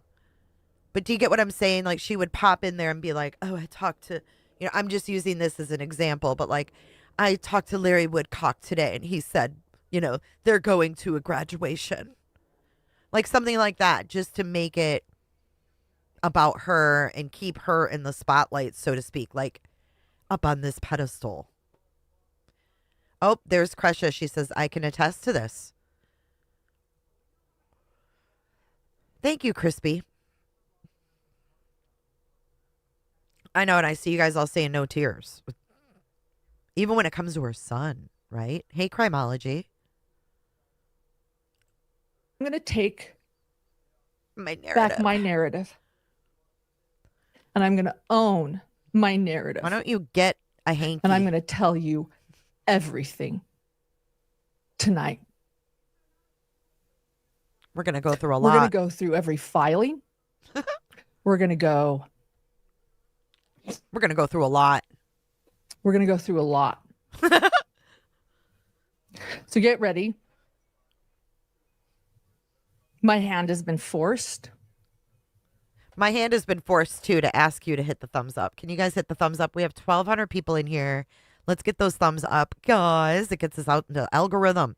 If you want everyone to know about the fuckery that she's done to these victims and these families, please hit the thumbs up. It helps push it out. I am very uncomfortable sitting here. No, you're not. But the reason and where I have found my bravery to do this, Jim, is really, again, for my little boy. Here we go. Do you want to know a Using him wrath again. of a mother? Here I am.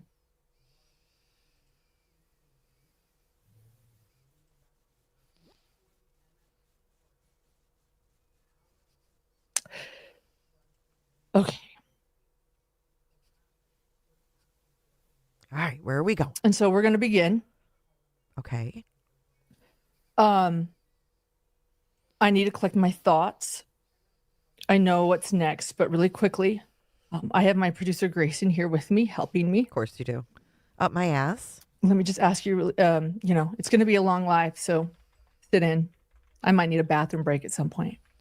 I haven't been able to eat. I'm not eating. So I have root beer here for sugar high. I have my water. Really quickly, Grayson, do we want to start with what a civil stalking injunction is in Utah or before? Okay. Okay. So let me share. Well, the judge just kind of schooled us on all this, but we'll listen. With everyone now. Do you have that? Hold up. This is going to be a really raw live. Get ready. So let's just go over stalking in Utah. Ugh. A judge can grant an order that tells one person, a respondent. Do you guys mind if I bump her up to 1.25? Thank you, Lola. I hope you'll consider subscribing to my true crime channel. Yay, Lola. I love your picture. Her name was Lola. She was a showgirl. Do you guys mind if I bump her up? Because she's really low. I think it'll be okay on 1.25. If it's too fast, let me know. To stop stalking another person or petitioner if the respondent did the following toward the petitioner. Followed, yes. Monitored, yes. Observed, yes. Photographed, yes. Surveillance, yes. Threatened, yes. Communicated to or about the petitioner or interfered with petitioner's property using any action, method, device, or means. Or, let's see what else. The respondent engaged in or caused someone else to engage in the following acts. Approached or confronted the petitioner, yes. Appeared at petitioner's workplace or contacted petitioner's employers or coworkers, yes. Appeared at petitioner's home or contacted petitioner's neighbors or entered property owned, no. Sent material, oh, thank you, look at that, highlighted. Oh. Sent material to the... She said, oh, thank you. Thank you, Shari D. Thank you for the cootership. Welcome in sometimes, Snarky. No. Sent material, oh, thank you, look at that, highlighted. Sent material to the petitioner by any means for the purpose of obtaining or disseminating information about the petitioner to a family member, household member, Grayson, employer, look at you with the coworker, friend, or highlighter. associate. Yes. Look at her. Look at how manic that highlighter is, too. Grayson. Yikes. Use a computer or the internet, text messages, or any other electronic means. Yes. The respondent had to do the behavior 2 or more times and in a way that would cause a reasonable person to suffer emotional distress or be afraid for the person's own safety or the safety of someone else. Yes. And I'm going to point out, it looks like Grayson did not highlight threatened. I'm going to throw threatened in there because Grayson didn't highlight threat. God dang you, Grayson. What happened after the stalking injunction, I took as threats as well as other things. You can decide for yourself because we'll go through it all. We're going to go through a lot. Let's start with this. It's going to be a very vulnerable video of myself behind the scenes. I never thought or knew if I would make this video public. I only revisited it again today. But this was a month-ish ago. And I was dealing with ideation, self-harm. Wow. First time in my life. Why were you in a hotel? Experiencing this because of everything happening. And so at that point, I was with Grayson. And I was not okay. And Grayson said, Lauren, I'm going to record this. She gave me permission to record. Don't worry, we'll never share this. But I want you to know there's hope. You know, I want you to know that there's hope. And you have talked so passionately about now helping people with cyberbullying that maybe one day, like as a journalist, you need to start recording this process and what you're feeling. So trusting Grayson, knowing that she'd hopefully never make this public without my permission. And it was my phone. I said, yeah, okay, whatever, but don't ever show this to anyone. This was so planned. I watched it. You're such a liar. And we are going to watch 20 minutes of it before we begin. We're not going to watch it again. So you guys can understand just a bit of what I've been going through. And it's not all of it, but it's 20 minutes of a video. It's very, very raw. I'm feeling very vulnerable. And I feel like this is very, very important because if I'm going to do this live, I'm going to do it right and I'm going to do it honestly. This is going to be a very honest show. So, and then after that, we'll go through everything else. So let's watch this. Okay, we're not Whether going or not this goes through. I'm not going to put you through this again because we just went through it, but I have to give a huge shout out to 3 Sides, aka SS Sweets. She sent me a Christmas gift, y'all. I got a crossbody bag. Sarah, do you like my crossbody? Look at the strap. Look how cute.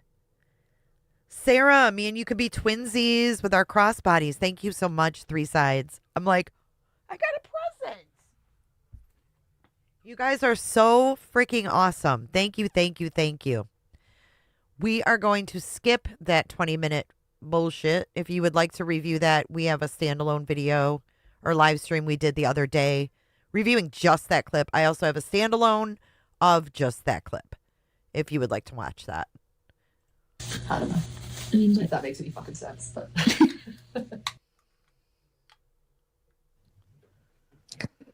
Oh. the most vulnerable video I've ever showed here, but I do pride myself on being a very honest person. So who you know on camera is me, and that was a little bit more of me behind the scenes that I don't you're show, fake as because fuck. yes, there are parts of my life that I like to keep private. So really, so parts of your life you like to keep private, but you just said in that video that we watched, that we didn't watch, that we watched the other day, hey Beth McGee, that you're doing this for a possible documentary in the future, or to show your son in case he deals with cyber bullies. So, yeah, that was a performance specifically done by Hidden Productions. Lying liars who lie. In my opinion. In my opinion. Look how cute this is, you guys. Can you see it? I love the strap. The strap is what won me over. Crossbodies for the win. Thank you again. Thank you again. What is her end goal? We don't know. We don't know. I had a nightmare last night about her, though. So we're going to go through everything. A lot of you are maybe asking questions during that. I don't understand. I don't understand. I want to start with that because I think that you're going to understand it all a lot more as we go through everything tonight. So here we go. I'm going to start, by the way, when I say everything, not to get you guys scared, but these are all the court filings. And we got exhibits and we got evidence. So before we delve in to my first declaration, which is what got me the temporary civil stalking injunction, I'm going to set the stage and give you guys a bit of a timeline. We're twinning, Tara. So let's just explain a few things that matter. As many of you know that are my hidden gems, I call this setting the stage. Let's set the stage. I love it, getting into all these documents. Get into it already. That takes us to April of 2024. I also want to point something out. I am not going to use my stalker's name during this video. So I am going to refer to her as my stalker. Give me a minute. That is what I will be dubbing her. April of 2024 is when it all begins. That is when I meet my stalker in Boise, Idaho at the Chad Daybell trial. When she shows up for a few days attending as public. She's public. She's interested in the case she's watching. She introduces herself as a fan of my podcast, and she gifts me a cell phone microphone and a tripod. I also meet another fan of the podcast at this trial named Lori, also attending as the public. So not to be confused with Lori Daybell or Lori Hellis. This is Lori, someone attending. Let me get our little public diagram up here. Then there is Lindsay. Lindsay is a podcast producer, and Lindsay starts doing part-time production work for me at this trial. Oh, here it is. She's quite good. She's very talented. And then there is my stalker. And my stalker also befriends Lindsay and Lori. And Lindsay, the producer that is there, starts doing part-time production work for me during this trial. And my stalker and Lori become friends with Lindsay, along with another woman named Janeese. Now, a few things to know about Janeese. Janeese, shout out to I Ballet don't know Flats. Very well. This is our history, though. She was noticed by me in Daybell Facebook groups early on, years ago. I was in a lot of the Daybell Facebook groups. It's where a lot of information is, a lot of the insider scoops.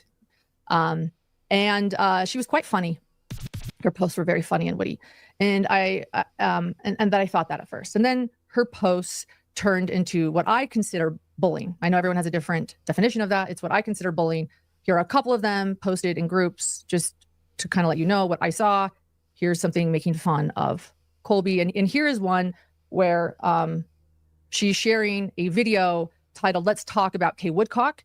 And Kay, this video, luckily it is no longer on the web, but it defamed Kay Woodcock and lied about her and essentially implied that she was complicit in her. Look how she's trying to put Janeese on blast when she's, oh my God, when she has exploited Larry alone to the point that it's something I've never seen. 1.5 minutes. You saw it on Turtle Boy. I know y'all did. 1.5 minutes of Larry Woodcock sobbing, crying, trying to get his words together, having a very emotional moment. 1.5 minutes. Sit there one time for 1.5 minutes and imagine being on camera crying for that long in a video. But she's going to throw this up and make it sound like Janeese. I don't even know if Janeese has a following. I have no idea. But she has, 300 and some odd subscribers at the point where she's showing these moments, making him sit there on that bench outside of the courthouse when that whole thing went on about JJ. I mean, the projection with everything is going to be so transparent, I think, as we continue to go through this. Grandson's murder, and that she didn't do enough. It was a very cruel video. Okay, is a victim in this case. Her brother and 7-year-old boy were murdered. Yeah, and you just sat on that bed and compared yourself to Kay's brother. It was not Janeese's video. See, I don't even know. She's bringing up some shit from Facebook. I don't know what went on Facebook. It looks like it's in a group because it says admin, and she says blank is going live Friday the 9th at 8. I don't think she says she's going live. I think she shared the link as an admin of the group. If I'm wrong, correct me. But bitch, what you've done to these families, this is nothing. This is a goddamn post. Stop it. Misleading. She's straight up lying. She's straight up manipulating.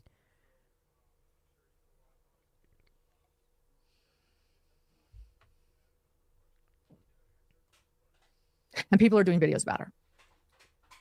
I posted a YouTube link in a private Facebook group. Okay, thank you, Janice. That's what I thought. She's an admin. She shared a link. So-and-so's going live. Here, if you want to watch it, watch it. And Janice liked to advertise those videos, and she was a mod in those videos, a moderator. And then again, you saw the other one where she's making fun of a dear friend of mine and another victim who lost his entire family. Okay, so that's good. So those are just a couple examples. Oh, so there she does. She brings up Colby. Oh, a good friend of mine. Yeah, well, you used him as well.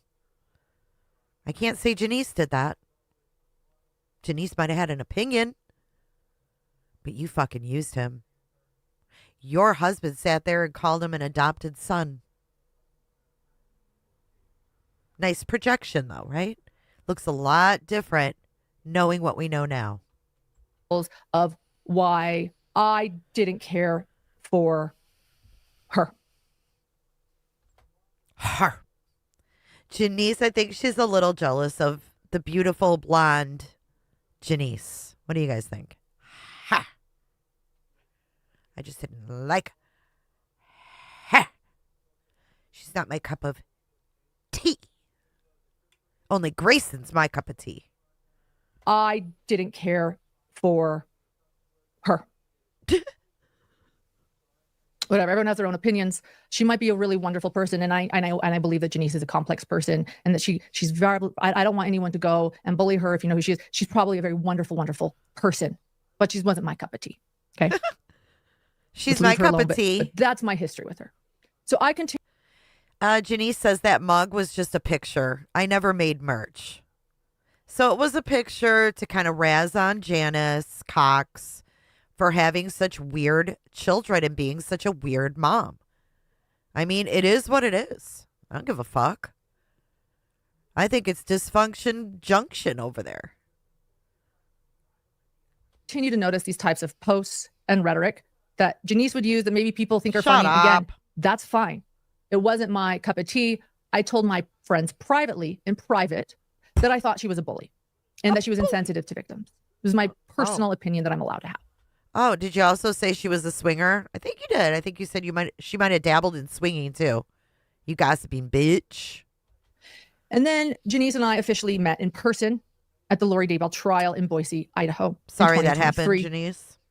And I attempted there to try to put our differences aside and focus on what matters, justice. And I let her know that, we might be on the different political sides of the aisle, Janice, but what we both care about is justice. And so we were friendly. Wait, what is she talking about, Janice? Political sides of the aisle? What does that mean? Lauren was talking shit about me and making up complete lies about me for years, long before I met her in person. Well, why is it political? And I let her know that, we might be on the different political sides of the aisle, Janice, but what we both care about is justice. And so we were friendly at the trial. Although I did notice while at that trial that she continued filming Larry and Kay Woodcock during vulnerable moments, making shorts about them. And you didn't? What? Now, I don't know what Janice did because I'm not doing that, like tit for tat shit. Girl, stop it. Stop. And you're welcome, Charlene Harmon. Thanks for being here. That were unkind in nature and that would make most people uncomfortable. Additionally, that person you heard says that I randomly lived with her brother. That's Janice.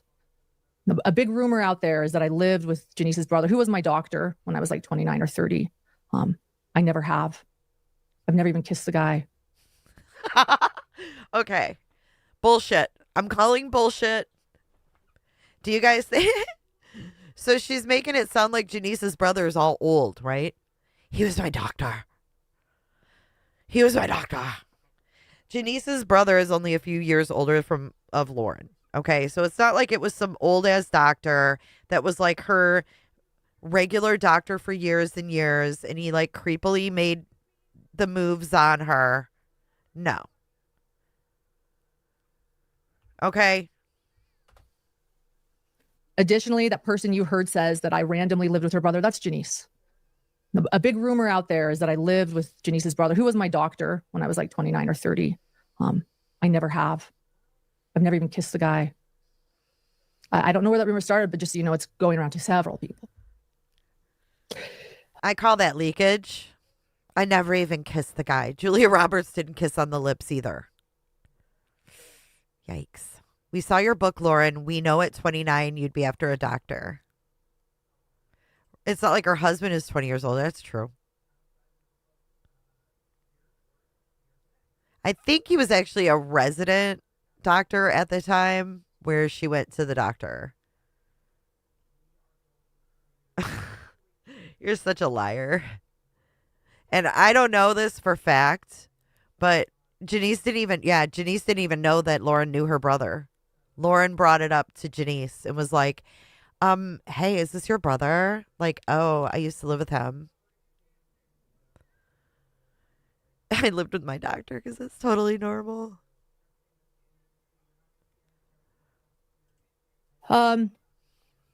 Lori is from California, and Lori was attending the trial because of her interest in the case. I love it when people interested in a case attend the trial. And then in a strange turn of events, my producer Grayson, this is strange, but my producer Grayson, Lori is the wife of my producer Grayson's California dentist and is someone who works in the dental office in California. But to clarify, when I met Lori, I didn't even know Grayson. This wasn't even a thing then, but wild, right? Just let's continue. So May of 2024, I am asked by a well-known public figure that I really respect if I know a good podcast producer. And I tell them, yes, I do. And I introduce this person to Lindsay. And I encourage Lindsay to connect with this person. And she seems super happy, and the two connect. And I am super happy for them. And then on June 8th. Okay, so she's talking about Lindsay, who works for Ashley. Now, from my understanding, what happened was News Nation did ask her if she had a recommendation for a producer. However, when Lindsay was contacted, she didn't know it was for Ashley. Thank you, 9mm. I was pretty stoked about that, too. Hey, Dr. Vonda.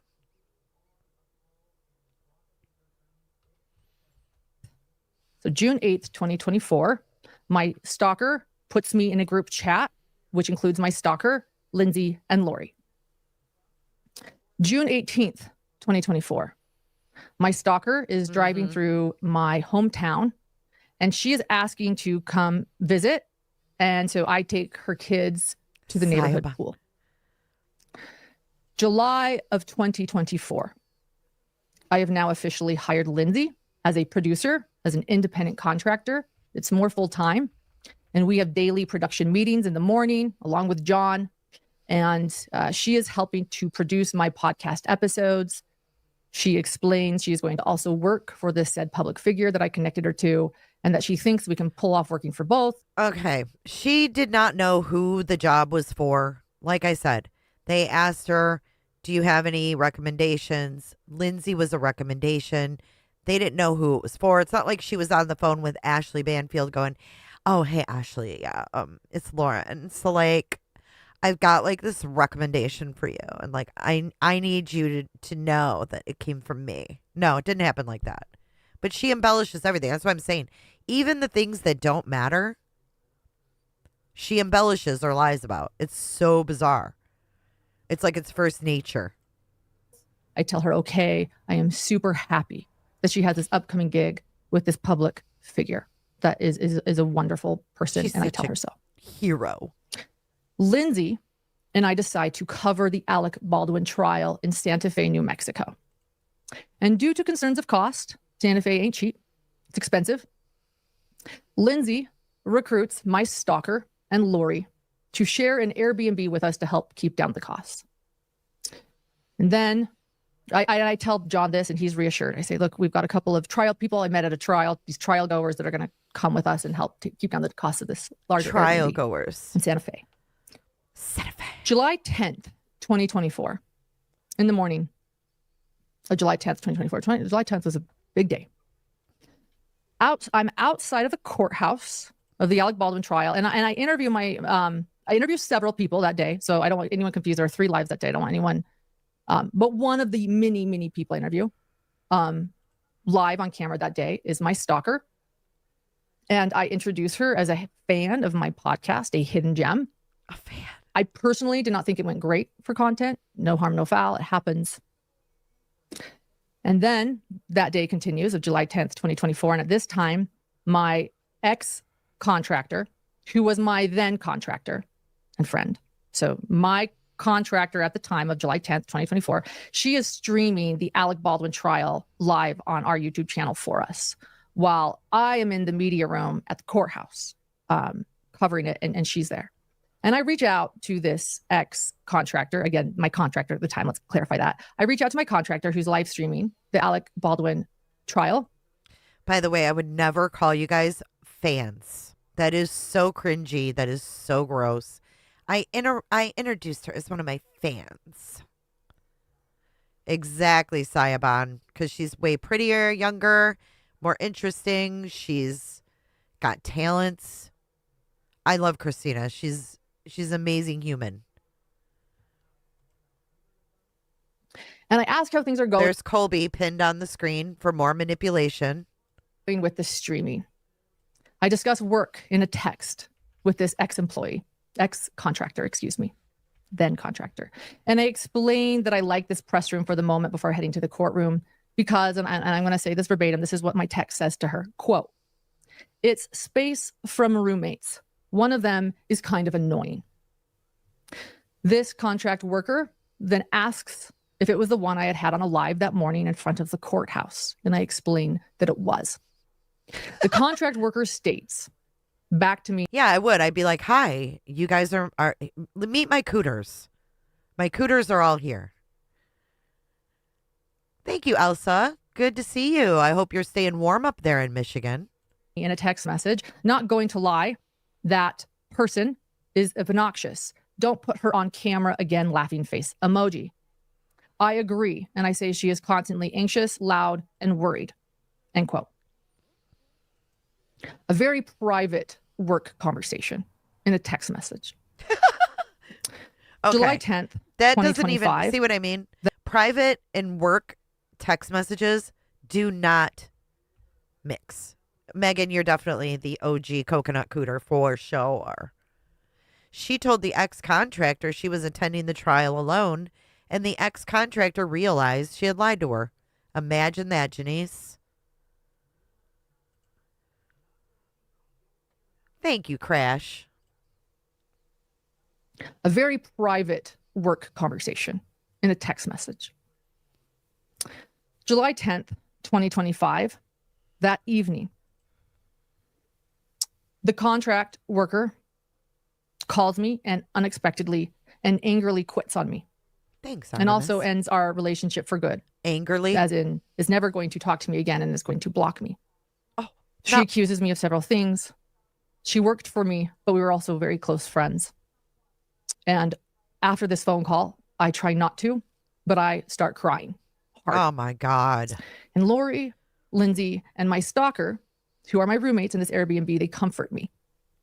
And I am embarrassed and I keep apologizing for crying. And I am grateful for their kindness. In fact, it was a very traumatic moment for me. And I guess I can say I'm still grateful for their kindness in that moment. And that kindness that they showed me made me open up even more to them in the coming months because they were there for me during a very traumatic moment. The end of July 2025, I hire my stalker. Yeah, sorry. Just to clarify, she is talking about Christina, but she also calls her stalker. It was Lindsay's suggestion to do podcast episode artwork for me. She's a very talented artist, my stalker. And this continues for months. In October of 2024, I cover a trial, as many of you know, in Delphi, Indiana. Hey, YBE. With Lindsay. And I am paying Lindsay daily to be there for me. In my opinion, I was paying her well to be there for me daily. And I'm also paying, it's an all expense paid work trip. I am paying for all of her lodging and all of her food and everything she needs to work for me. My stalker flies out to attend as public for a couple of days and pays me to stay in my Airbnb that I had. And she takes photos of me outside of the courthouse in Delphi, Indiana for my podcast. I did not pay her for these photos. It's an additional free gift for me. I buy her dinner. I confide in Lindsay, admittedly, that it is harder to work when my stalker is around. She seems kind and is very generous, but it's just... Look at Troublemaker Baker. This is a longtime mod of hers, and she says, Annie Elise has been a great friend to this channel. Lauren has been invited on stage with her on one of her tours. That's how she paid Annie Elise back, for putting her on stage on one of her tours, allowing her up there with her. What a two-faced bitch. And if she says, oh, and I paid her well, you know it's projection. She probably could have paid her more. She probably knew she wasn't paying her enough. I don't know how much she paid her. I would never ask Lindsay how much she was paid. However, we know Lauren, right? Everything's a projection. Jaybirds. But yeah. Plagiarism. To work when my stalker is around. She seems kind and is very generous, but it's just a lot. And after my stalker flies home, I temporarily go home as well for Halloween because I need to trick or treat with my little boy. But which you did not want to do, which you did not want to leave the trial for. You didn't want to leave to go trick or treat with your little boy. Do decide that I need to go back to Delphi, Indiana. While I am gone, Grayson, who you guys now know as my producer, Grayson, takes notes for me in the courthouse while I'm gone. She does an incredible job, a hell of a job. Couldn't have done better myself. I didn't do them as good as she did them those 2 days that I was gone. And I begin paying Grayson for freelance work, including those notes. I then, back in Delphi, I start noticing a lot of red flags. And these are red flags for me. They might not affect everyone. Some people might not think they're red flags. Other people think maybe I misinterpreted them. It doesn't matter. These are red flags that affected me and concerned me and the way that I work. Okay, I'm incorrect. The one that quit, I guess, was Stephanie. Can someone confirm that? Because I don't want to confuse anyone. Twick or tweet.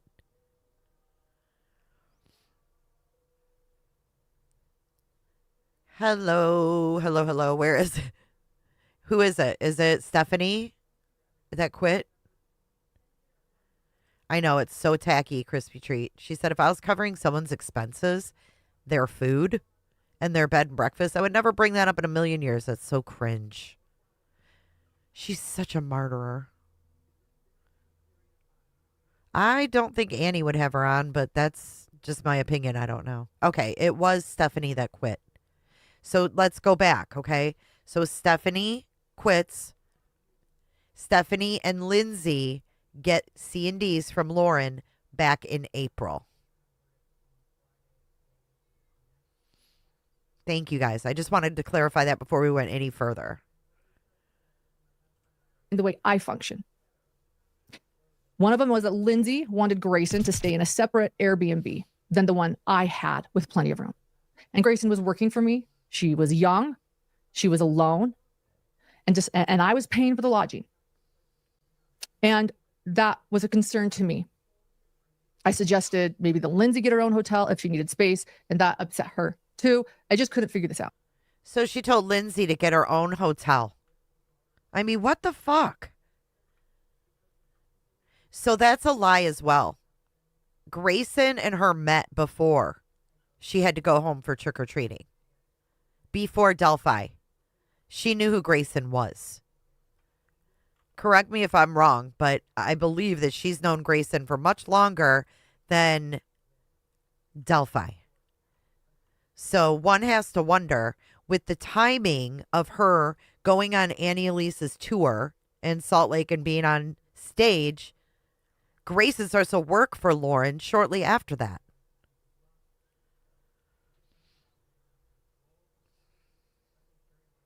I know Stephanie is, I don't think Stephanie's comfortable being public.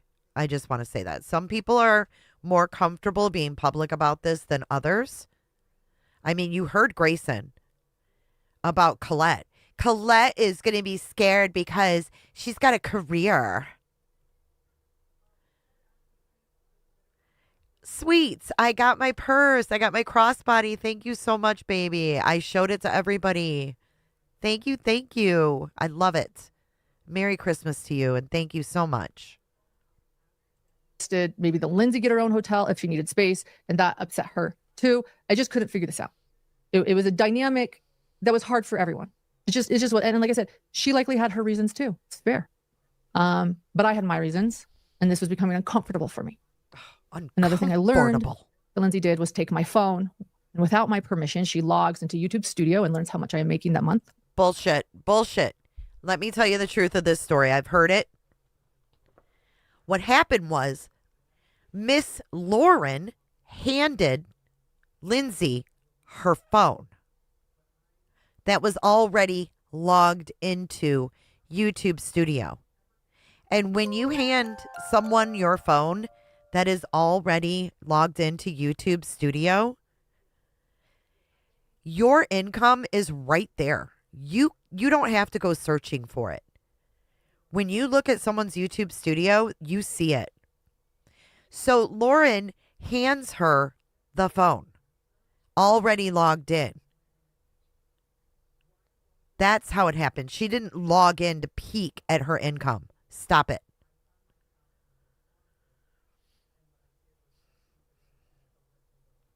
Galen, welcome to Cooterville. Hey, Cooter Clippers. Thank you for becoming a member today. And she shares this with Grayson. Something else made me uncomfortable. And there were a few other things. Lindsay is also... So she didn't share it with Grayson. Okay? That did not happen. It was not... That's not how the story went down. I don't know if Lindsay's here and she wants me to clarify further.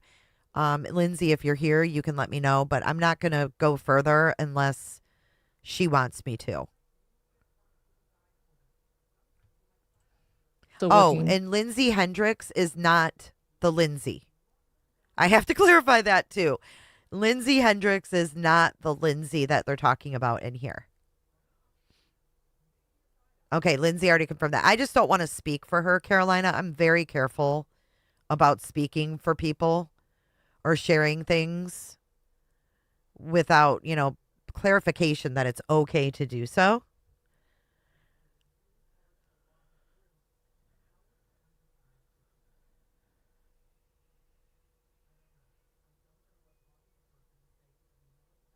So, anyways, I don't know if she's here watching or not, but I can tell you that it didn't go down like that. It was not like sneaky Lindsay, looking at her phone and logging into her studio and then going to Grayson and going, oh my God, can you believe how much she makes? And first of all, right, Kim, she shouldn't hand over her phone anyway. Hey, Jennifer, we covered that in the very beginning. That was a great video, huh? For another creator while I am paying for her to be there working for me full time, and I'm paying all of her expenses, and she is passing off material that I had requested her to collect to other creators to be used for other shows. These were things that made me uncomfortable. I'm not even teach their own. Maybe there's a misunderstanding. Doesn't matter. They were things that made me uncomfortable. There were other red flags for me, personal red flags. Once we are back from Delphi, I decide to terminate things with Lindsay after the Delphi trial ended. I ended things very nicely and respectfully. She's very talented. Okay, so an important thing to keep in mind is Lindsay and Grayson knew who each other was because of Annie Elise, right? So Grayson wasn't a stranger, per se.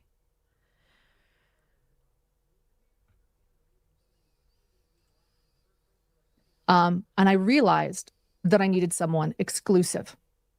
Someone after experiencing what I did in Delphi with, realizing that she was a contract worker and that she was sharing and helping other creators, that, I realized that Hidden True Crime needed someone exclusive, like an exclusive producer that didn't want to work for multiple people.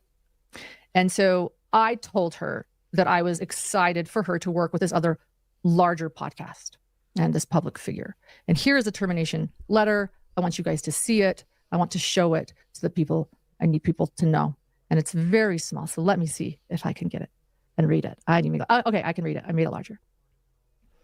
I say, after careful an update on our working relationship. December 2nd, 2024. After careful and deliberate consideration and after reflecting upon the changing dynamics as you work for other true crime podcasts, John and I realized that it will be too difficult to navigate conflicts of interest and that we need any current or future employees we hire to work exclusively for Hidden True Crime. We had high hopes that this could work, and we love having you on board, and you have had such a positive impact upon our channel. We feel incredibly lucky that we are recipients of your work during a transitional period of career where you have had so many options in the true crime arena. Look what was pinned. Did you guys see the pinned comment? Look. Hidden True Crime. This has nothing to do with Annie Elise. Oh, but it does.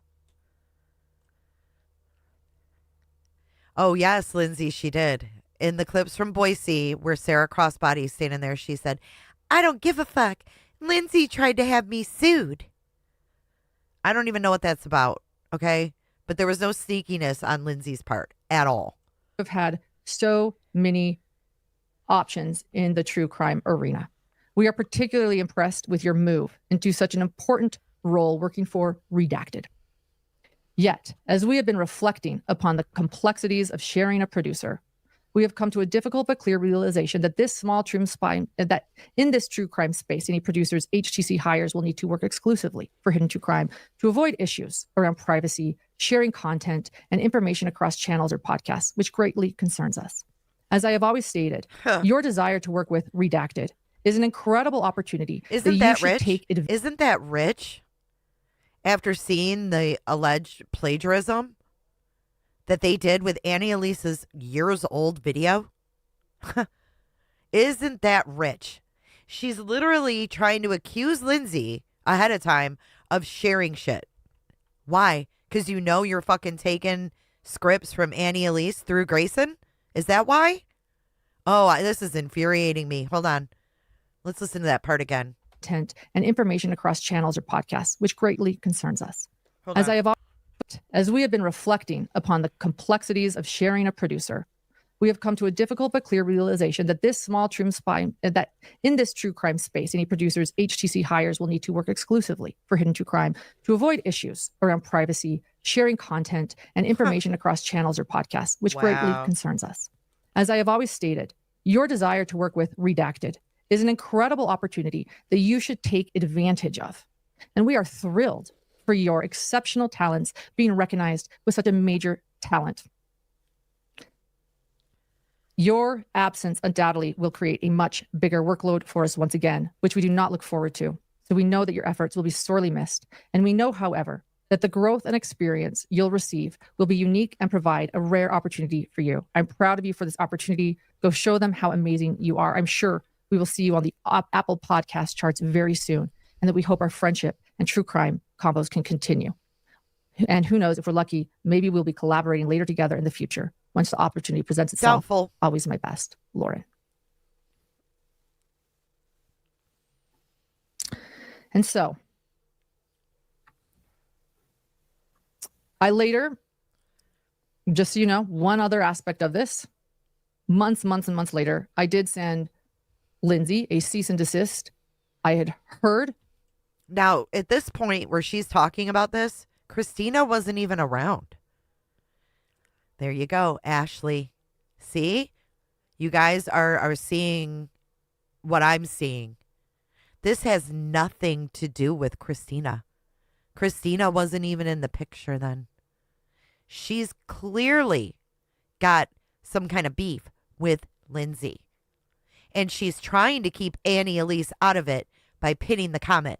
This has nothing to do with Annie Elise.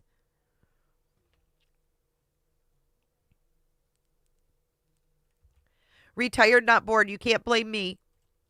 That she had been saying some things that I consider defamation to several of my professional contacts. One text that was sent to me stated that I went psycho on her and that I am manic. And other things from another creator that Lindsay was saying about me. Things that were not true. I sent her that cease and desist and requested that simply she cease and desist about speaking about her time as my producer. I feel like this sets the stage for everything else to come. When my life then becomes a living hell for my entire family. Okay, what does this have to do with Christina? Because that's who you're going after. That's who you called a stalker over 400 times in this 9 hours. This has nothing to do with Christina. See this? She's compiling all her beef into being rejected by this group of girls. So let's fast forward to April 9th, 2025, when my stalker confronts me in the Maricopa. So now we're fast forwarding to April of 2025. County courthouse while I was reporting on the Lori Daybell trial.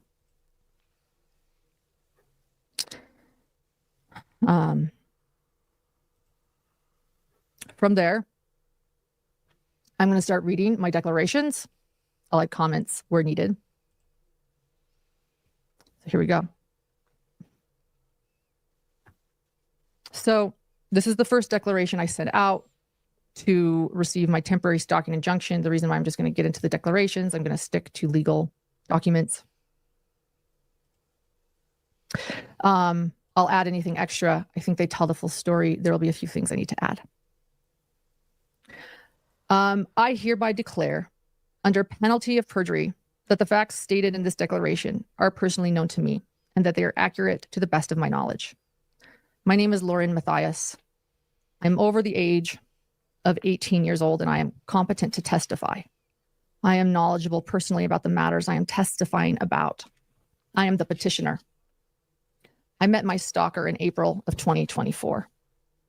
During the summer of 2024, she began doing contract graphic design work for my business. Do we have those invoices? Let's pull them up.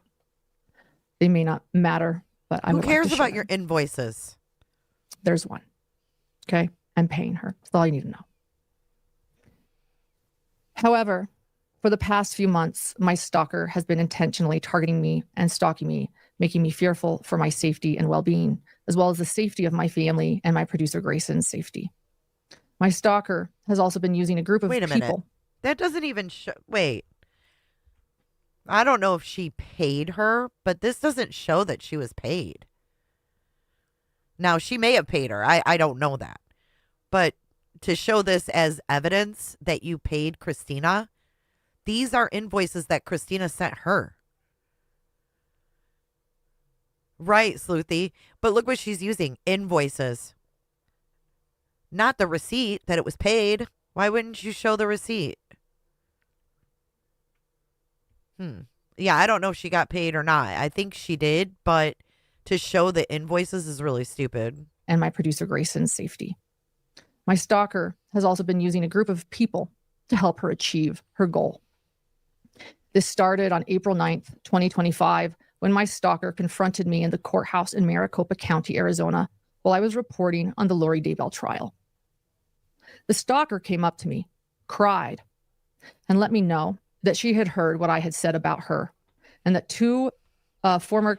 Okay, so as you listen to this picture, or this part of it, think about this, okay? Think about the fact that Lindsay didn't get the C&D until after Christina talked to Lauren at the courthouse.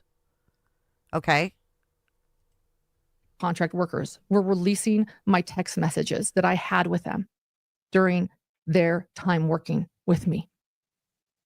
Now I'm going to ad-lib, a little bit more here. I actually wrote that ad-lib, a little bit more about what the stalker said. I'm so nervous. I'm like reading ad-lib. So let me tell you a little bit more what she said. She came up to me and said, I know what you said about me. She was crying. Give her a hug.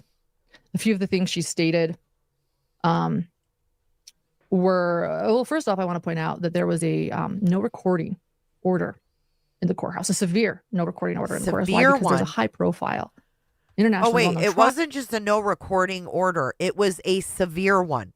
You're so full of shit. Going on. And every day we are reminded that there's to be no recording in all of the courthouse, not just the courtroom, but the courthouse. And that if you are to record in the courthouse, you will be held in contempt of court. And that there are signs everywhere saying, do not record in the courthouse. I would have never thought she was recording. So the stalker says, I know your ex-friends are releasing everything. And it is horrible what they are sharing. And I cannot believe what you said about me. I knew what I had said about her. I told all of you at the beginning of this, I called her annoying. And I knew exactly what it was and what she was saying. And I wanted to face it head on and own it and apologize. I don't like hurting people. And I want to be honest with things. That's who I am. Okay. And so I said, let's talk. Let's talk. And she's like, no, I don't want to. I don't want to. And I said, you know what? Please allow me to talk with you right here about it. I called you annoying and I'm sorry. I didn't know you well then. And I told her essentially that I felt. Don't you love this too? Okay. So let's compare this to what she did with Janice at the courthouse. Right? Janice wanted to talk to her about the shit she had been saying about her. And she's like, I know you're threatening me. Get away from me. Get away from me. You're not supposed to do this to me at the courthouse. She had like this whole shit fit, right? What's up, Salty? But here she is. She's like, please, Christina, talk to me here. Talk to me here. Please. Like forcing it on her. But it's okay for her to want to have a conversation with someone at a courthouse. But it's not okay for Janice to want to have a conversation at the courthouse. No. Those ballet flats were way too fucking scary. I was scared. Those ballet flats. Please allow me to talk with you right here about it. I called you annoying and I'm sorry. I didn't know you well then. And I told her essentially that I felt like perhaps at that time that she was further along in the friendship than I was. Maybe she thought we were closer than I felt at that time, that I was still getting to know her. And that it was difficult sometimes to work around her, and because I felt she was annoying sometimes while I tried to work. And I didn't record it, she did, but this is what I recall. And that I was sorry. And I felt really bad, and I knew her better. And welcome in, Liz. I felt terrible that I'd hurt her that way. I was also completely taken back by the fact that a bunch of my private text messages were being released. Scared the hell out of me. I didn't know what that meant. Why would you 6 be years of scared? messages. Oh my God. And this woman saying to me, they're horrible. They're terrible. Awful. Your friends are horrible. They're cruel. Oh, I can't believe what they said. I can't believe what you said.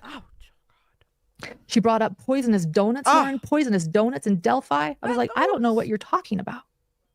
She's like, you don't know what I'm talking about? Something about poisonous donuts? This is what I recall again. She's the one that recorded, not me. Not the donuts. You know. You know what I'm talking about? Liz sent it to you. You sent it to Liz? I'm like, who's Liz? Who's Liz? What are these poisonous donuts? You know, Liz. You don't know who Liz is? Who the fuck is Liz? No, I don't know who Liz is. Who's Liz? You said, Lord. Who in the fuck is Liz? Will the real Liz please stand up? Please stand up. What the hell was that? Liz. You know. You know what I'm talking about? Liz sent it to you. You sent it to Liz? I'm like, who's Liz? Who's Liz? What are these poisonous donuts? You know, Liz. You don't know who Liz is? No, I don't know who Liz is. Who's Liz? You said, Lauren, that somebody sent you, that somebody in Delphi tried to bring you poisonous donuts, and people were there and they were trying to be kind to you. And I'm still like, I don't get what she's talking about. By the way, I learned later, and both those stories are true. People in the Delphi trial brought me donuts and it was kind. And then there was another time when there were a couple of YouTubers, Susan Hendricks was there, we talked about it actually in a live, where they brought, they were banned from the courtroom and they brought donuts and everyone screamed and said, don't take them, they're poisonous. And that was the story I allegedly. You are such a mess with everything. With everything. Cindy Lee, thank you for becoming a member today. You and Liz get an official welcome into Cooterville. She says, welcome to Cooterville. Everybody close your legs. Everybody coming in, close your legs. Close your legs. I think that's drunk Liz, yes. All this nonsense started because Lauren convinced herself there are incriminating texts out there. I mean, this is pure paranoia. I have to agree with that. The switch up in the energy, sudden energy here is so strange. I agree. Meanwhile, she's just releasing what Janice shared in a private group. Good points. Good points. Lots of hypocrisy. You guys are really picking up on a lot of stuff. It's Ginny says, I want to see these texts more than I want to see that guy Jeffrey's files. I thought it was banana bread that Becky Patty made, right? And the guy, I think her husband passed it out. Hello, Miss Sue RN. If you guys would like to send a Cooter chat, I'm going to put the link in the chat right now. Thank you so much for your support in advance. Let's keep going. We've got about 25 more minutes of this segment to go through, and then we will wrap it up. Shared with Liz. I didn't know who Liz was. She kept trying to press me. Who's Liz? Who's Liz? And I said, oh, Liz. Remembered who Liz was. Liz! We concluded the conversation. I felt on a good note. I profusely apologized. I told her I was sorry for what I had said. And for what many of the things perhaps that I had said to those ex-friends of mine. And then I'm going to see how many so times let me continue. she says That Liz. was let me continue. Hold on. Let me continue. So hold on. I'm going to pause her. Oh, look at this. This is funny as hell. Look, someone made a short remixing her video, and it's got 3,000 views, and it shows up under the video. Look, shorts remixing this video. One short, and it says, $, Lauren Matthias profited from reporting on cases involving the deaths of this woman's grandson and brother. $. And then it says, Lauren Matthias is a backstabber. And this you can go there and find it yourself if you go to the description. And it's got 3,000 views.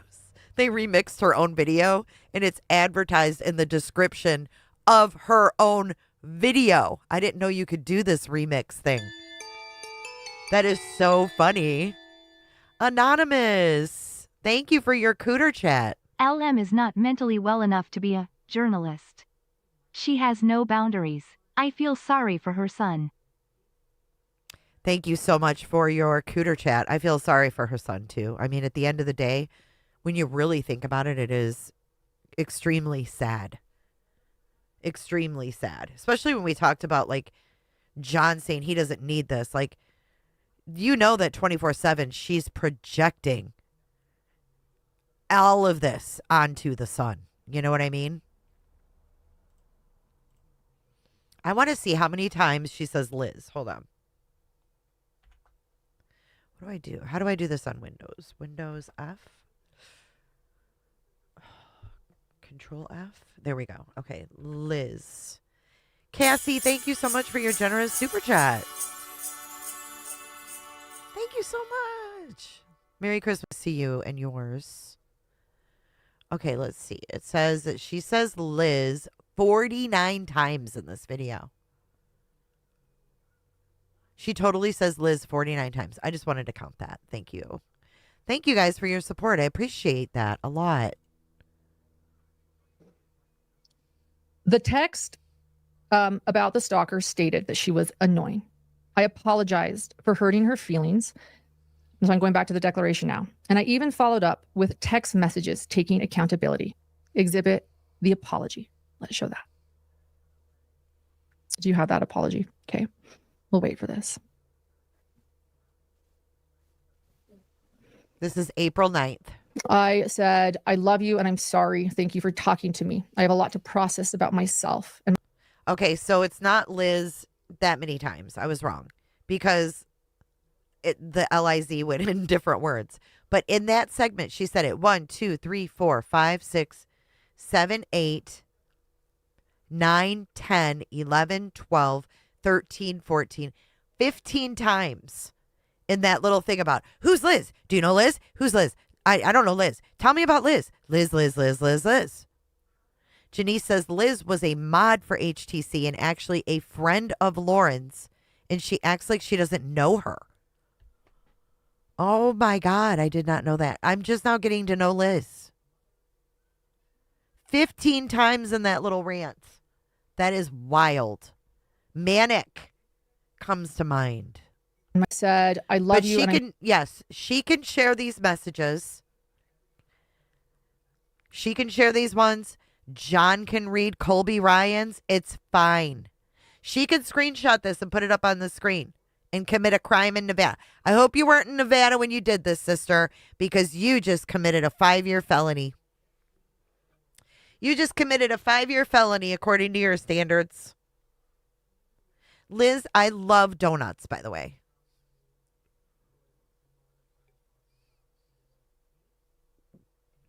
Someone just said she was a mod, yes. All these girls were Lauren's actual friends. That's why she's so triggered. But she's putting this distance between her and the friends. That's crazy. I'm sorry. Thank you for talking to me. I have a lot to process about myself and my actions. She thanked me for being vulnerable and vulnerable about myself. I said, everything I love about you is real and sincere. Everything I judged you for before I gave you a chance, I was wrong. Unfortunately, you can't erase words and they hurt. I'll forever regret the things I said and thought. But the truth is, I defend you to the moon and back forever, and I do. But I realize it will take a long time to earn your trust if I ever earn it again. And if I don't, I understand. I was so wrong. But I know that no matter where our paths lead in life, I know I'll forever defend you and call you a dear friend with the biggest heart I know. I'd do anything for you if you ever need me. And then, oddly, we'll talk about some other stuff after that. We'll talk about this in Grayson's declaration.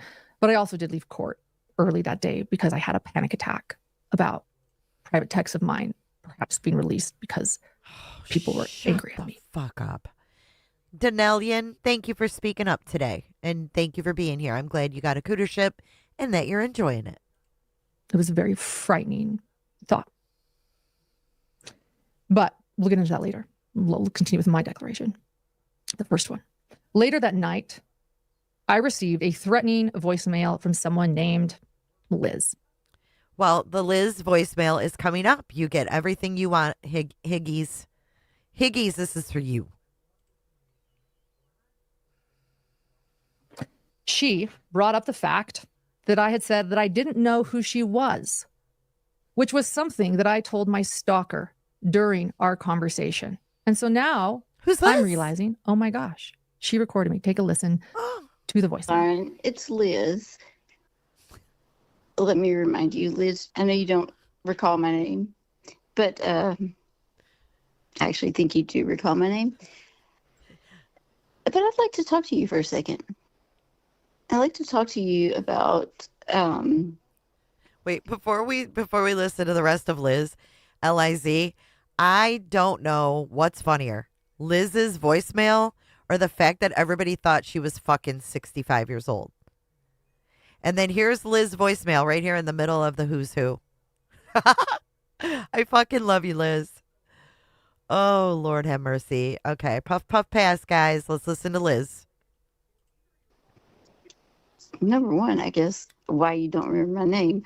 But number two, I'd like to talk to you about why you are so upset about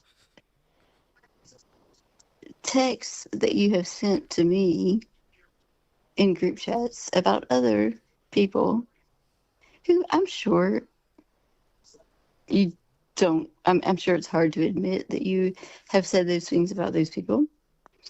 But I want to clear it up with you. So I would appreciate it if you would call me back. No, I'm not trying to be threatening or anything. I would truly like to clarify maybe where I'm missing something. So if you would please give me a call back, I would appreciate it. My number is... Isn't this scary? Are you guys like, oh my God, if I woke up and this was on my phone, I would be so scared. Janeese, she had a nightcap and an Ambien and has no memory of this call. Oh my God. She's so sweet. You know what that tells me, Janeese? That this girl is fucking probably one of the nicest people you ever meet. That's just, if I had a nightcap and an Ambien, there is no telling what would come out of my fucking mouth. And here she is in all of her, threatening self. And my name is Liz, Liz. In case you don't remember. Oh my gosh. Happy holidays, Jay. Thank you for the cooter chat, Galen. Thank you. That is so generous of you. Happy holidays to you and yours as well. Thank you. Thank you so much for the cooter chat. I love that you guys are being able to use the cooter chats because they do 100% goes to me and we bypass that YouTube 35%. It really does make a difference. Thank you so much. Liz, Liz. Don't want to...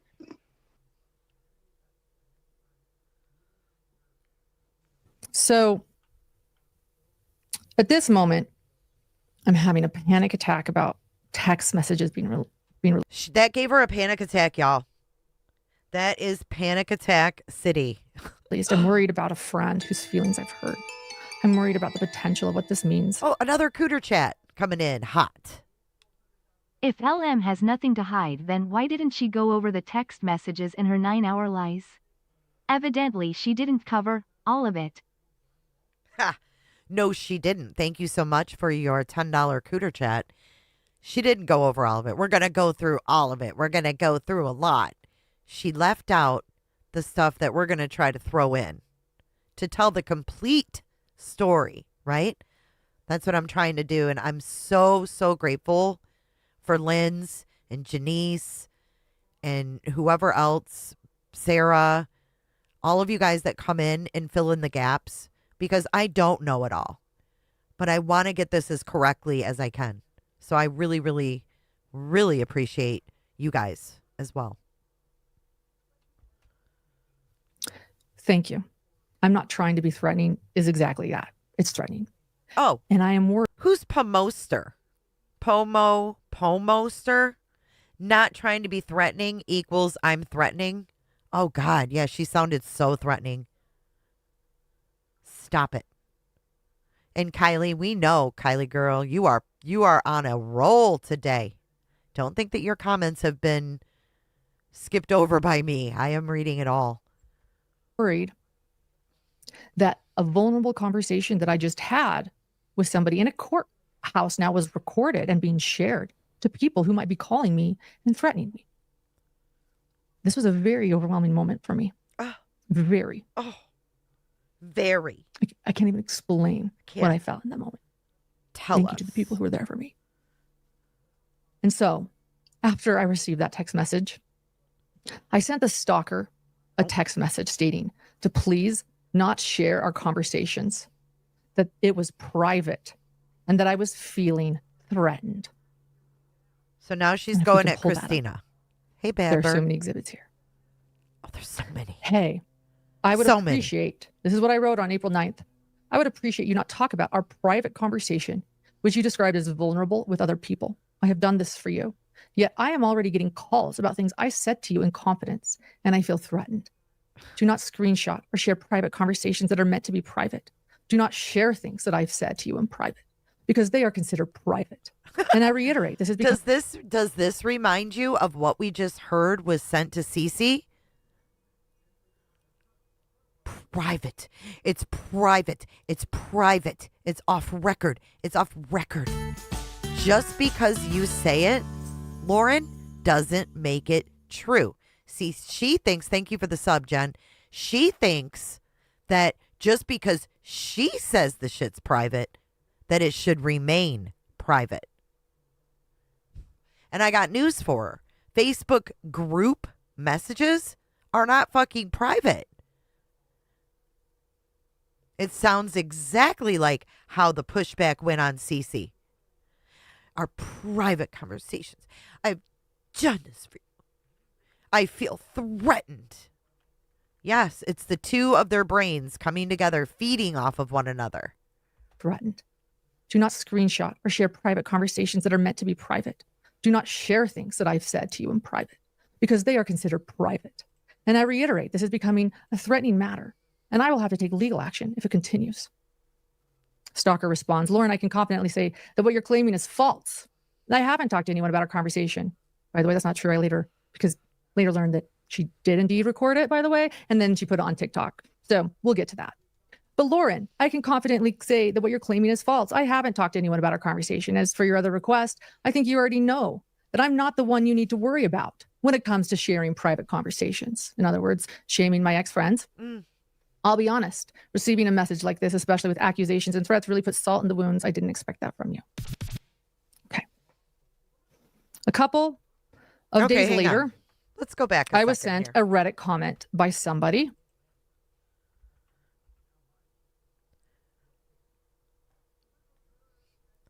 So here is the response. Lauren, I can confidently say what you're claiming is false. I haven't talked to anyone about our conversation. As for your other request, I think you already know. See, I don't like the tone she reads it in. The tone she reads it in is also deceiving, okay? I don't think it was written in that tone. I'm not the one you need to worry about when it comes to sharing private conversations. I'll be honest, receiving a message like this, especially with the accusations and threats, really puts salt in the wounds. I didn't expect that from you. She says it like it's all aggressive. I didn't expect that from you. She's so deceiving. I didn't expect that from you. Okay. A couple of days later, I was sent a Reddit comment by somebody. Not Reddit. And we learned that it was made by my stalker. Oh, my God. Just a couple days later, alleging. Oh. Are you smiling here? Is that some dupers? Who really made this Reddit comment? Because how would you know who wrote the Reddit comment? YBE. I don't know. I think it's just practice. Practice makes perfect. Thank you, though, for noticing that. I see some dupers. So knowing that most likely Grayson sent the Proton, who really posted it on Reddit?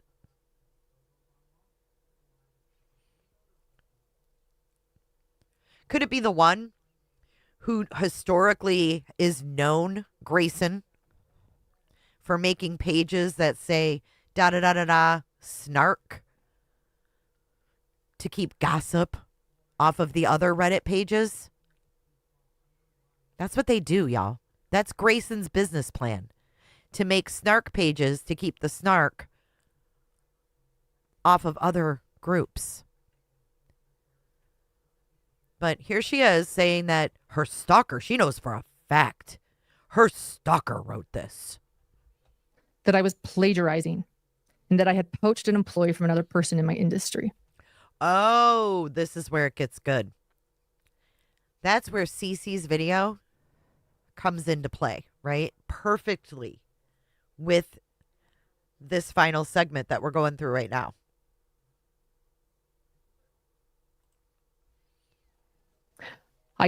Oh, we have it. Here it is. Supposedly, Lauren poached an employee, and the employee is recycling scripts that she did for Lauren. Not sure if this is one of those cases, but a friend of mine overheard the girl she poached from talk all about it at one of the trials. This isn't true. Wow, this did not age well. Holy shit. It was put on Reddit. And so I thought, who did this? Well, luckily, she left a lot of trails to confirm without doubt that it is my stalker. And we have that evidence. I'm not going to show it now, but we have the evidence. Because show it. Why wouldn't you show it if you had evidence that it's your stalker? Stop it. We're not going to show it right now.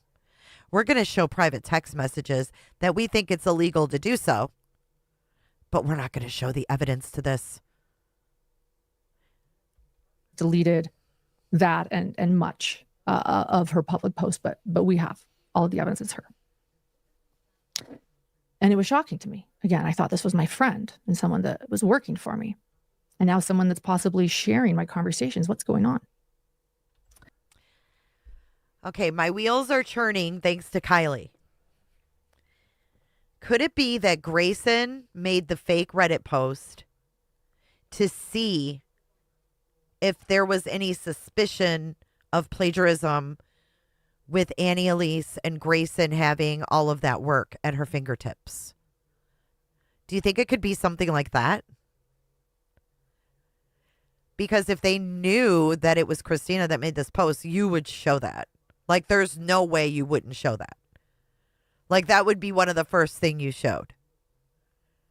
So I'm thinking that maybe she was trying to fish out what people knew because no one was talking to her. Do you know what I mean?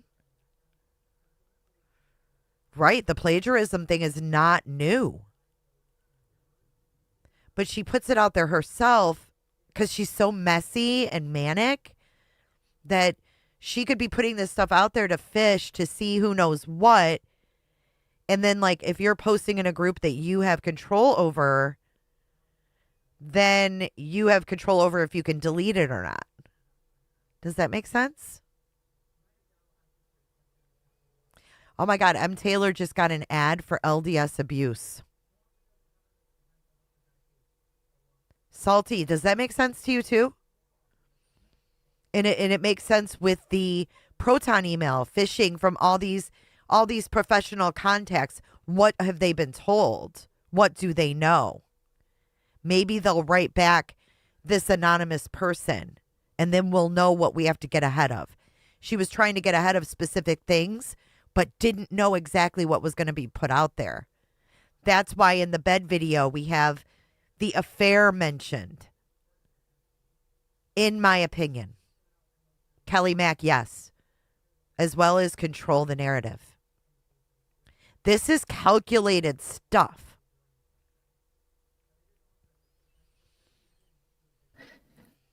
That was made by my stalker alleging that I was plagiarizing and that I had poached an employee from another person in my industry. I texted my stalker requesting that she does not defame my business online, and that if she believes I am plagiarizing, to report me. In other words, if you believe I am plagiarizing, report me. I didn't tell her to stop talking. I actually said to her, if you think that I am plagiarizing, that's serious, and she should report me. She denied they were her posts, despite evidence from her account, which I have again saved, showing it was her account. And after some back and forth, I blocked her as I began to feel unsafe. She then sent me, after I blocked her and after we both agreed, she said, I'm not going to continue this conversation with someone. And I said, you know what, you're right. At this moment, I don't know who she is. I don't know her intentions. I am feeling very threatened. I block her. This relationship, unfortunately, sadly, is going to have to end. She then sends me an aggressive email. Aggressive. And in it, she states, Lauren, this is April 21st. Lauren, I was going to text you this directly, but it looks like it didn't go through. So I'm guessing that you blocked me. Yes, I did. If that's the case, that's totally fine. Just be real about it. Hitting block after starting a fire doesn't make you a victim. It makes you a coward. On top of that, you're really out here playing the victim while casually coaching someone on how to trash a redacted creator on Reddit. Bold move, especially for someone who loves to preach about integrity every 5 minutes. But hey, maybe encouraging anonymous hit pieces is just part of your brand. I wouldn't know. I've been too busy minding my own business and not anonymously running smear campaigns in the comment section, she meant on Reddit. Also, a fun twist, I now know that Reddit comment actually came from one of your own mods, and yet you still claimed it as your own when bragging to your old friends. So either you're lying to them or you're lying now, take your pick. Do you prefer hypocrite or liar? Sincerely, Stalker.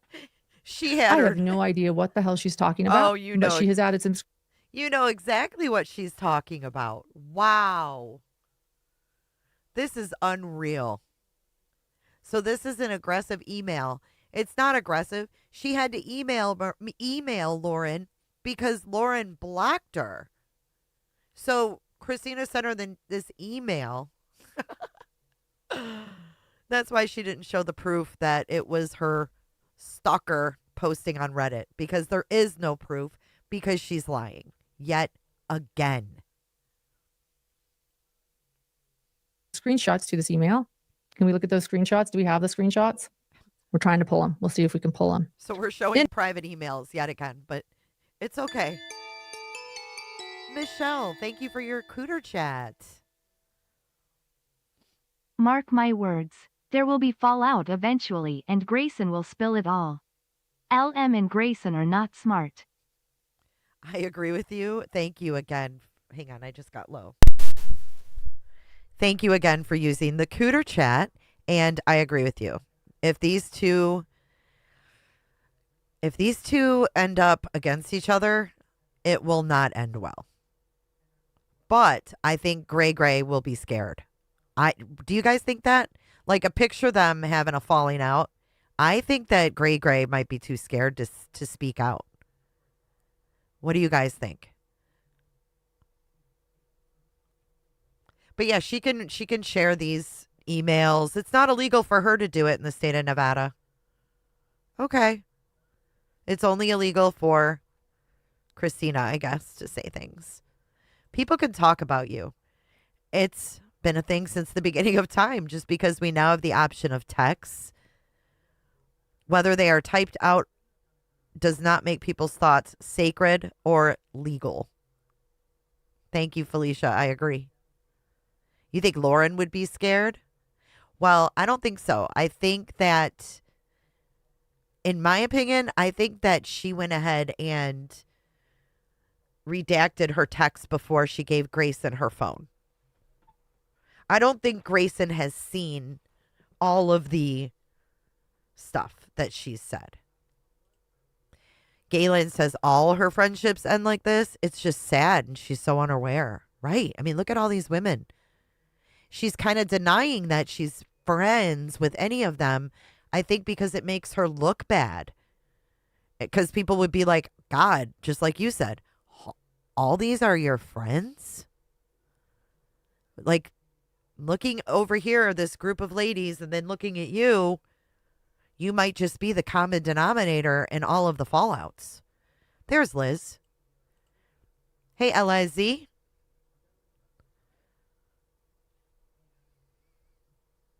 She's got Vinny P for now, yeah. In it are alleged screenshots. I'll just explain it while Grayson's looking. In them are screenshots from a message The stalker has She just admitted too. She just admitted Grayson's looking through our screenshots. So it's okay for them to have a library of screenshots? Go back to the Henderson body cam right now. Happens. We'll edit later. The stalker has added the Look at that. It even has a note, reminder where we left off. That's how many they were screenshotting.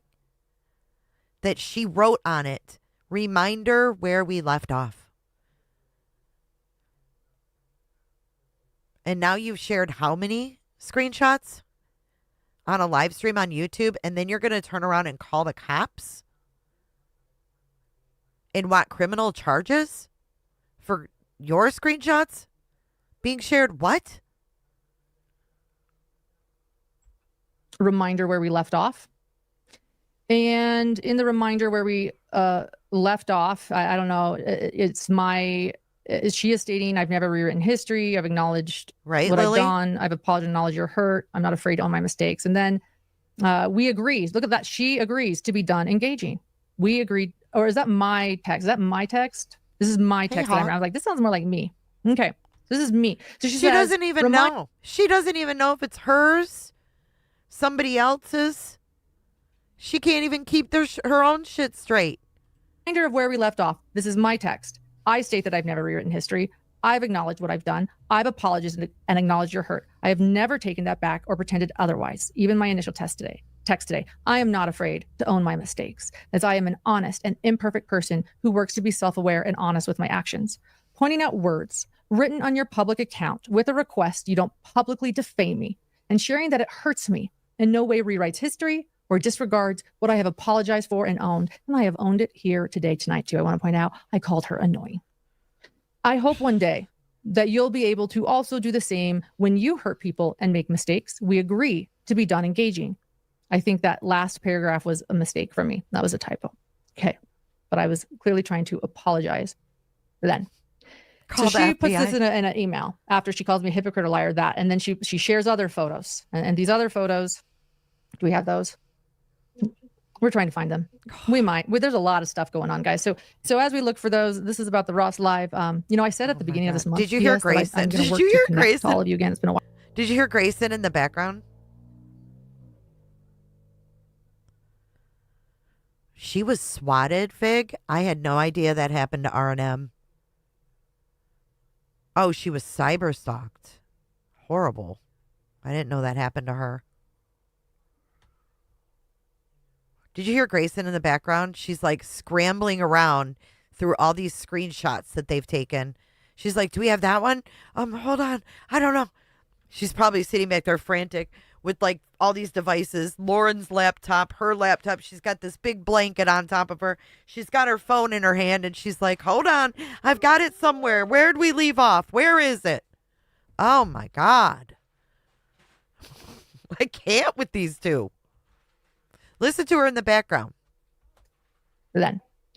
So she puts this in an email after she calls me a hypocrite or liar, that. And then she shares other photos. And these other photos, do we have those?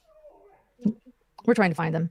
We might. There's a lot of stuff going on, guys. So as we look for those, this is about the Ross Live. I said at the beginning of this month, P.S., that I'm going to work to connect to all of you again. It's been a while since I've been live. Here I am. Real life. So as we try to look for those, what she sends me is an obscure, very obscure message. It's kind of blurry. It looks like it's been passed around from a group chat I'm in. And I'm responding to someone who made a comment in Reddit, and I say, how's it doing? And the reason, I'm just going to tell you guys now. Oh, here it is. Okay. So here it is. She found it. I say, how's it doing?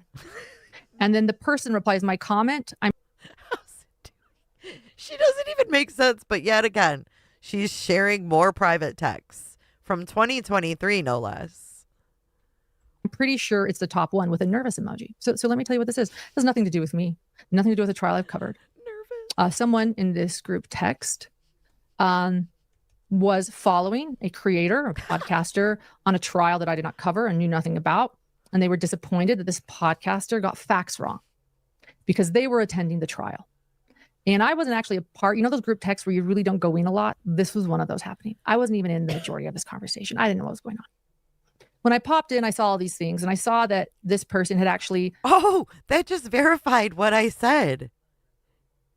That just verified what I said. She would pop into these numerous 20 to 30 groups that she was a part of, throw her shit down, and leave. This is about Gigi. Michelle, thank you for your cooter chats. If LM is truly a journalist, then she should know she was not stalked. LM has committed crimes by false reporting. Cray cray, zany face. Thank you so much for your cooter chat. Yeah, I agree. I think that she does deserve accountability because she's the one committing crimes. Fig, thanks for letting me know that. That's so horrible. Poor girl. Fact checked that person, that creator, and posted about it under her actual real name, not even anonymously, some things that this creator got wrong in a podcast. And this person DJ. quite liked the podcaster. So they were actually stressed about putting this up there and seemed worried about it. They said, the comment is there. I don't know how it's going to do. They're just kind of looking for feedback in like a group message. Wasn't a part of this conversation at all. And I pop in, I see that she is nervous, and I wrote, "How's it doing?" And if you note, her response ends with a worried face emoji. How's and she it says, doing? "It's the top one." She doesn't know if that's good. That comment is still there, by the way, on Reddit, and it's absolutely harmless. It is somebody correcting facts about a trial they were following. I know none of the facts of this case, nor did I follow this podcaster on this case. I don't even know. I have known nothing about it. But I want you to know that this text. Oh, shit. Kresha says, I just ran across a post on Reddit regarding whether or not Pretty Lies and Alibis Gigi's podcast is legit. Let me see if it was at the same time. Holy shit. The plot thickens.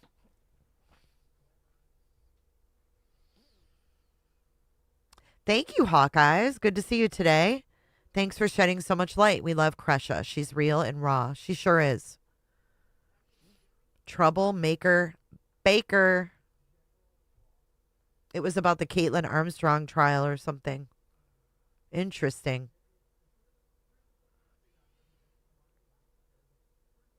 Lauren, you should get a pad, a mat to sleep on at CrimeCon.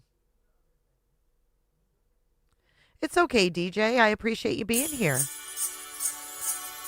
Aw, thank you, Liz. Liz says happy jingle jingle season. Happy jingle jingle season.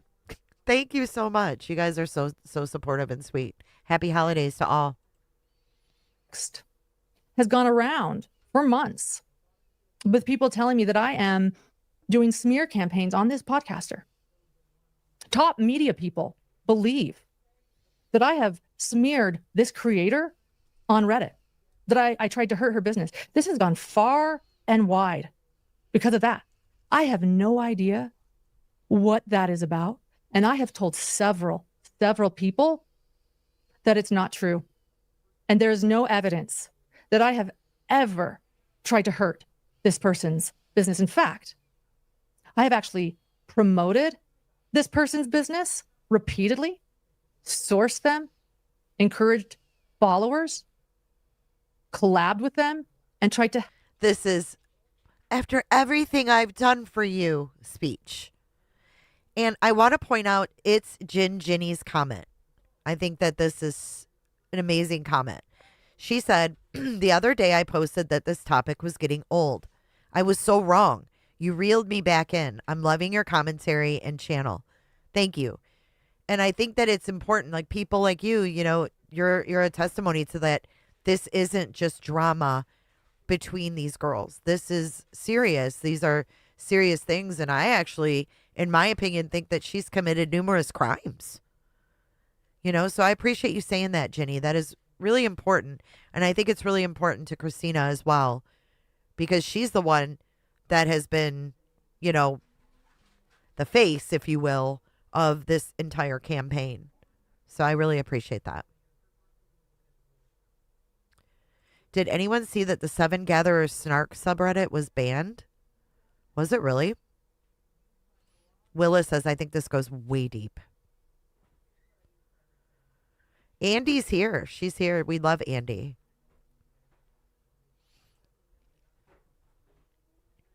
Maria says, I'm going to CrimeCon next year and I hope I meet Christina. HTC needs to reimburse her for what they've done to her. Appreciate that. And yes, I agree.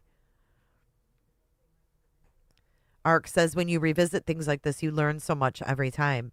Yeah, when I was like, I didn't really want to revisit the 9 hour, but when we went over the bed portion, I was like, yeah, there's a lot of nuggets in here the second go around, you know. If LM is in that much fear, she needs to stay home and take care of her son and not go to CrimeCon or trials. She can't keep it together. Right. Oh, thank you, Kresha. Hot Ham Radio, nice to see you. Sick day. Oh, I hope you feel better. I know. I had no desire to go either, but now I kind of want to go.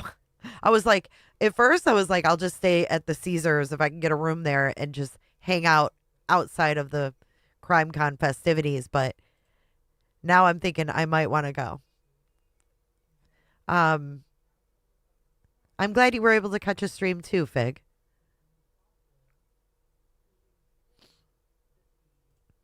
And thank you, Shauna. I appreciate you guys. Belinda Buckner is also noticing things that she didn't notice the first time around. It's important. This is serious. These are real families that have been affected. Help their business. But there is, and if anybody has heard this, a rumor that I have created fake accounts and tried to hurt my fellow creator or any. No one heard that rumor. She just told us. She just told us the fake accounts are them. Oh my God. I love this for her. Because we're so much smarter and we're not in this mental fog. Bing bang. You're in a mental fog. We're not. We're seeing this crystal clear. Crystal clear. I want this to be crystal clear. She just told on herself. No one's hearing rumors. And look at this Ozzy. That's a mod. I don't even know who this creator is, and I'm a mod. Like, why would you need to say that? I don't even know who this creator is, and I'm a mod. Like, no one knows who this is. Like, what? You know damn well it's Gigi. They all know. They not like us. They not like us. I thought I had a somebody. That fuck 'em up. I'ma do my stuff. I have created fake accounts and tried to hurt my fellow creator or any creator. I will tell you right now, that is false. Completely false. No, it's not. No one heard that rumor. Because even in my stalker's response to me, when I filed a civil stalking injunction, she claims that she has seen evidence of me hurting other people's businesses, yet cannot show a single moment where I actually have. Oh, no. Because I don't. Oh, no. She probably can. She just hasn't. Okay. Do you hear that? My stalker says she can prove.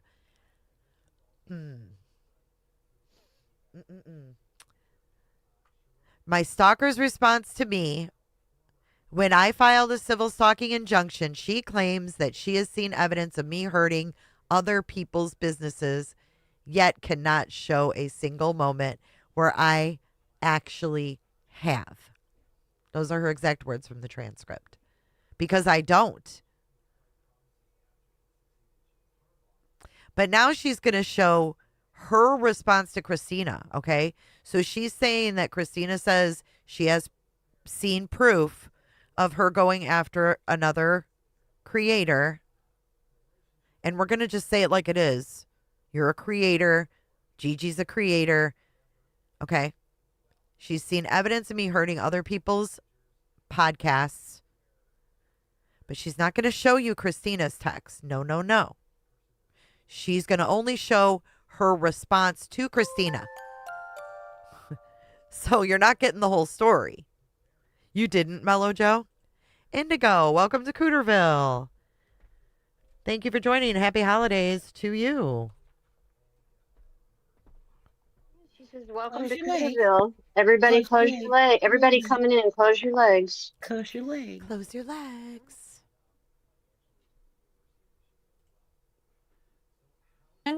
She claims that she has seen evidence of me hurting other people's businesses, yet cannot show a single moment where I actually have. Because I don't. Really quickly, do we have my response to her? I never read my response. Oh. So there's Grayson scrambling. Okay. This is my response on the screen. Got it. So I wrote, are we good? Are we safe? Okay. I wrote this person back, the stopper back. What? Are we good? Are we safe? What does that even mean? And I say, I blocked you because I'm tired of being harassed and threatened by others who are misinformed and illegally sharing and taking private chats out of context. The only coward in this conversation is the one who is unable to acknowledge any wrongdoing whatsoever. So who is starting fires?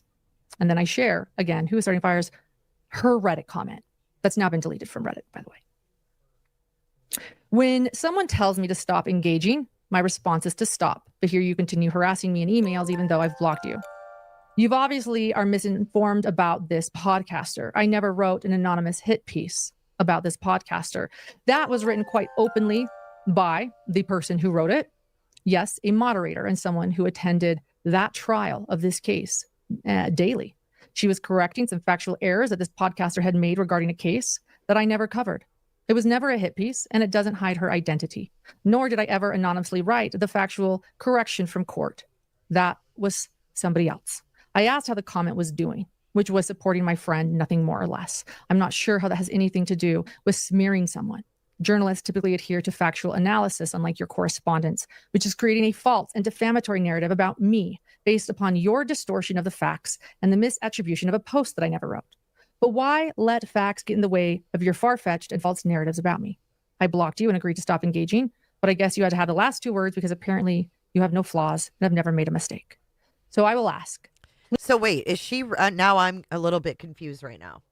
Is this, she is reading from Christina? Because I just got confused. We have Ballet Flat Cooter. Thank you for joining today. And also Tyra. She says, welcome to Cooterville. Everybody close your legs. Everybody coming in, close your legs. Close your legs. Crusher says in this Reddit post criticizing Gigi, you/Ho Holden, Troublemaker Baker, HTC mod, left a bitchy comment. Just saying. Oh, shit, Crusher. Okay, I'm going to pull up that link as soon as we are done with this segment. We've got about 6 minutes left, and then we're going to cut it there. I'm going to pull up that link that Crusher showed or sent me. Please do not contact me. The fact that you continue to contact me after I blocked you leads me to question my safety. Are you going to show up my home next since you know where I live and berate me until you believe your false narratives about me are proven to your confused satisfaction? I'm also asking you to stop posting lies and false information about me publicly, which negatively impacts my business. If you continue to harass me, I will be forced to take legal action. Okay. And I know that that was strong. I know it was. But at this point, I am shocked. I realize that she has recorded me in a courthouse. I realize that she is defaming me online.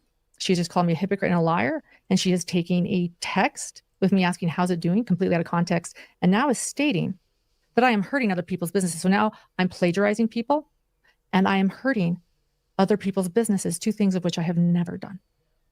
So I'm very concerned. And she has reached out via email. I don't know what's going on at this moment. So, all right. Where was I? Ooh, this is interesting, Crusher. Thank you. So see what happens when I'm telling you something, Crusher. You are something else. Thank you, Bird Pies. Lauren and Grayson are worse together than individually. Folie à deux. Can say that again. I don't know what folie à deux means, though. Thank you, Bird Pies, for using the Cooter chat today. They are worse together than individually. That I can get down with 100%. Wait till you guys see this Reddit. 15th. I was confronted by a friend. And by the way, at this point, these women that I mentioned at the beginning, they've all become very close. They actually have a text thread together called the Seven Gatherers. It's named after, Melanie and Zulema and Lori. Look at the thing over here on the screen. Seven Gatherers. Seven Gatherers. Very happy for their friendship.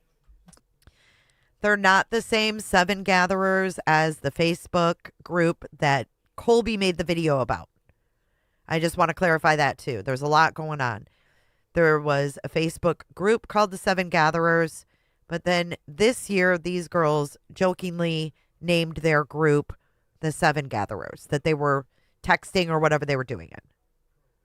Yeah, we're going to show you the Reddit in just a couple minutes. We're almost done. Pictures of each other at the courthouse. I'm happy that they all get along.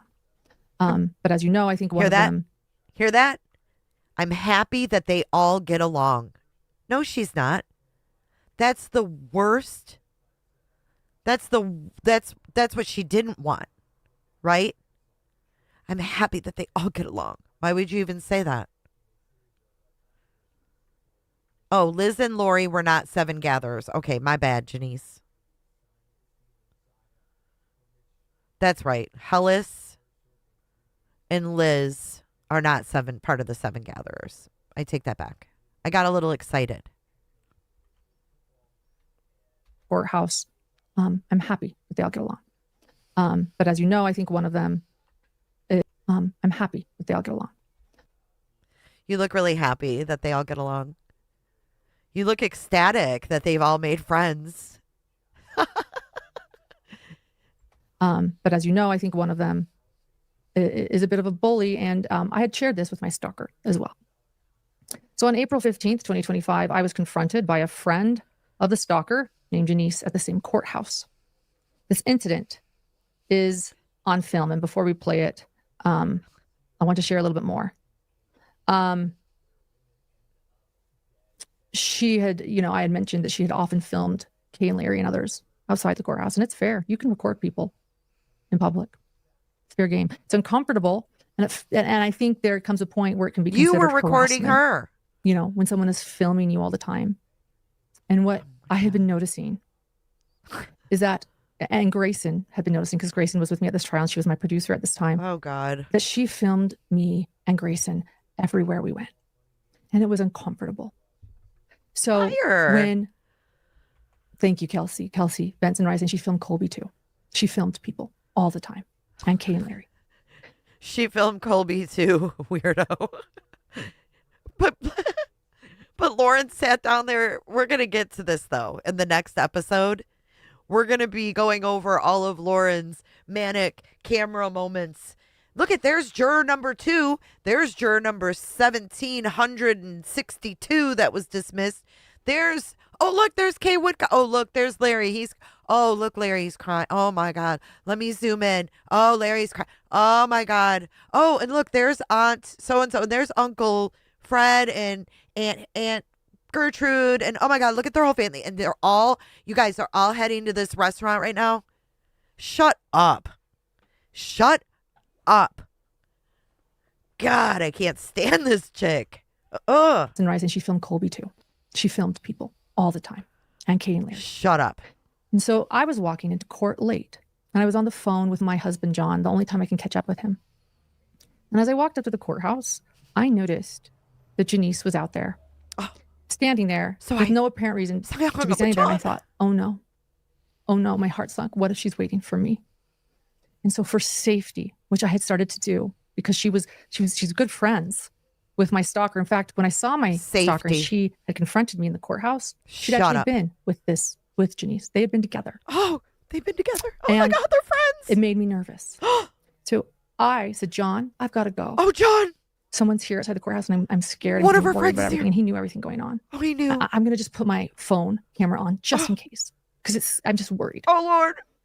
And that is why my phone camera was on. It was just in case. And I was walking into the courthouse. No, you weren't. That was my goal. The doors were right there. And unfortunately, I got scared and I stopped. But play the first video I have.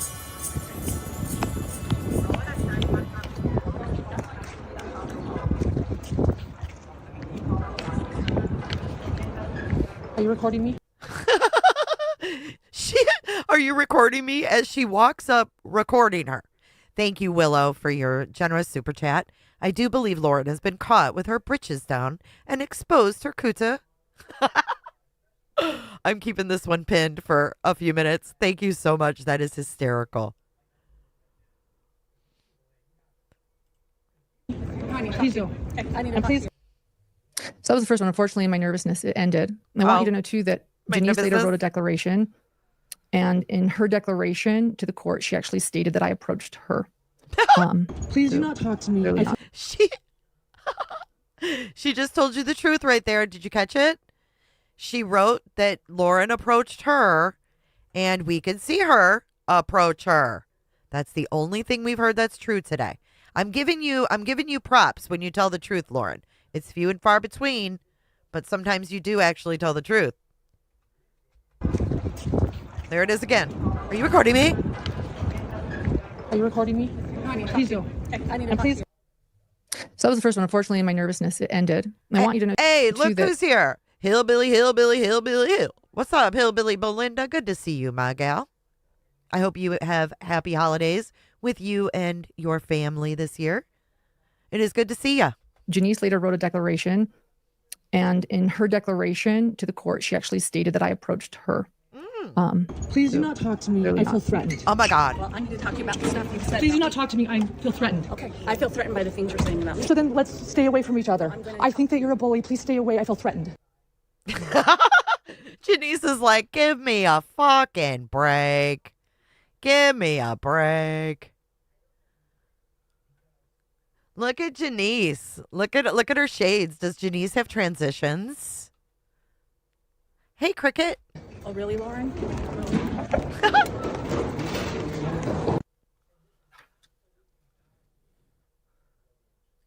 Okay. So she wasn't even looking at this her. moment and this recording after this happening so often. Hey, I Auntie took this Cheryl. recording to the bailiff and I said, could you request this person just to stay? This recording to the bailiff. To the bailiff. Stay away from me. She records me all the time. She records my producer all the time. All the time. She is friends with someone that is harassing me in emails and accusing me of things I didn't do. And we just need to attend this public trial in peace. I can be around people that don't like me. I get it. Not everyone likes me. And No, you know you what? don't I can get be it. really annoying too. You don't get it at all. I'm probably really annoying in this live. Could you have her stay away? The bailiff saw the videos. They saw what was going on. They spoke to Janice and they requested her to stay away from me because of the way she approached me. And they also said, look, maybe don't film her all the time. She also admitted in her declaration, by the way, to the court that she does record a lot of people.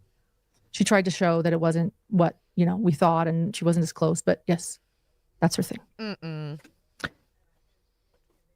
So then stop it. I tell her I'm feeling threatened. Okay. Janice was told by the bailiffs that she needs to leave me alone and stay away from me.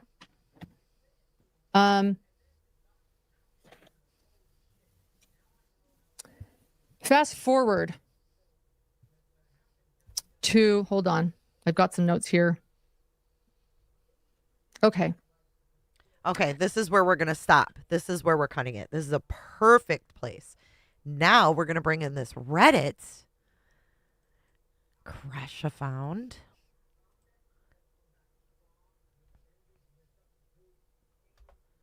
God, even in the link it says Pretty Lies and Alibis podcast legit.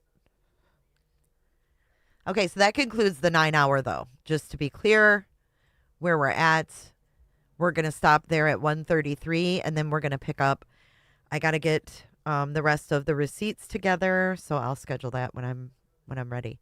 Let's take a look at this. So this is about the Caitlin Armstrong case. And it says Pretty Lies and Alibis podcast legit ? Just came across this podcast. This is 2 years ago, which presents some interesting info I hadn't seen before. Wondering if anyone has heard of it and or any thoughts regarding its legitimacy. Hey, Troublemaker Baker, are you baking Christmas cookies if you're watching? I like those ones with the little Hershey's Kisses in the middle. And what other ones do I like? What's your favorite Christmas cookie? Let Troublemaker Baker know in the chat so she can send us all poison cookies. Let's do it. So then they link to Pretty Lies and Alibis. Thanks for the sub up, Wendy. Dottie Girl says she's not at the trial. She has a contact at the trial, taking notes. It's secondhand news. I like Gigi, and I think she's pretty good. She's no Dateline, but she has a following.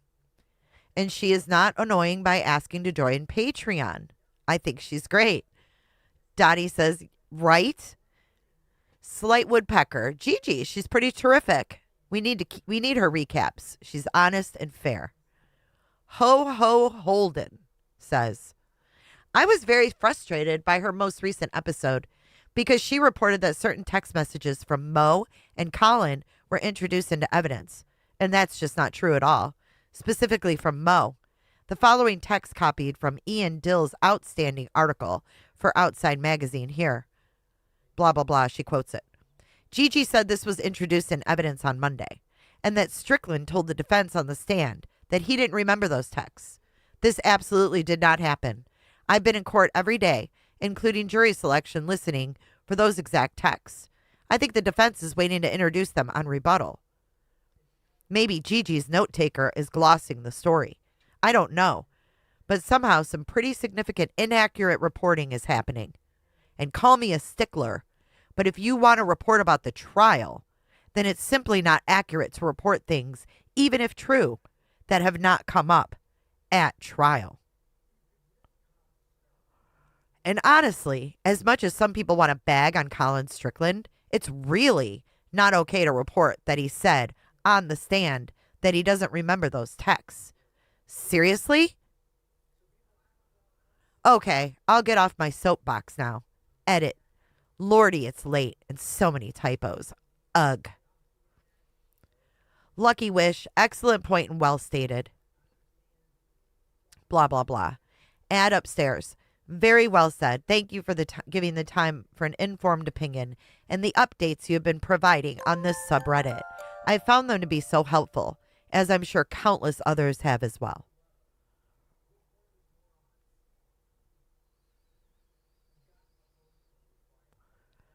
Then this person, Make It Make Sense, talks about her being on Law and Crime. Gigi's one of my favorites. I watched her on Law and Crime during Murdaugh.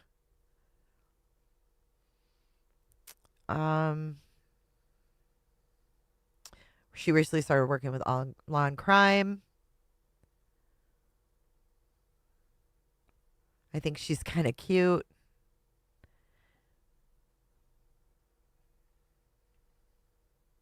This person says a lot of good things about Gigi.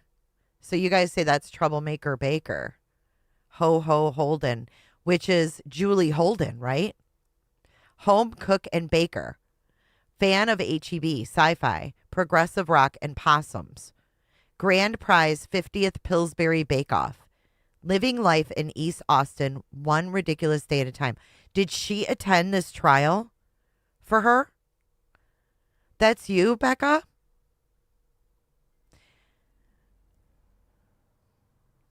Okay, but hold on. I'm trying to figure all this out. Did Ho Ho Holden go to the trial?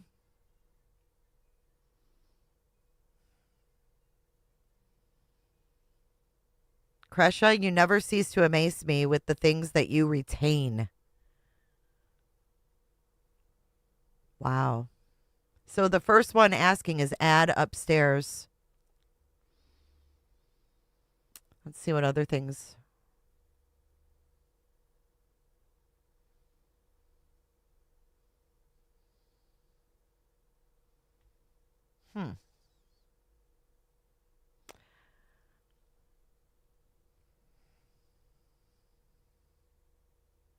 They're bitching about companies. Rula? Who's Rula?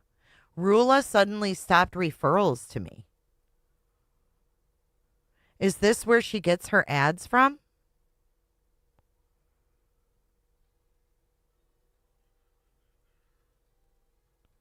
This person says, I don't know for sure, but my first guess would be Pretty Lies and Alibis.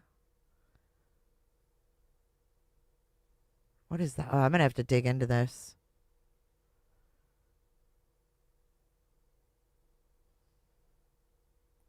This is more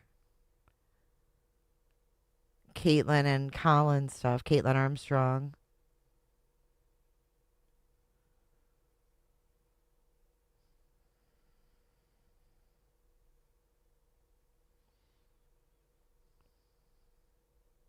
Record Woman's Prison Podcast.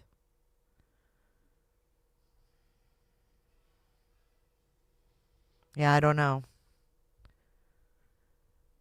That September 12th Patreon with Grayson and Lauren that you covered, they mentioned something about a shared Google Doc with Troublemaker Baker. Yeah, she's in it up to her eyeballs. This Ho-Ho Holden, let's click on her. We see you, Troublemaker Baker. Why can't I click on her shit? Why can't I see what she's posted like the other person? There we go. Posts. Oh, is it private? She keeps them hidden. Troublemaker Baker. Yeah, she's still a mod there. Look at her cookies, though. I want some of those. Not baked by you, though, Troublemaker Baker.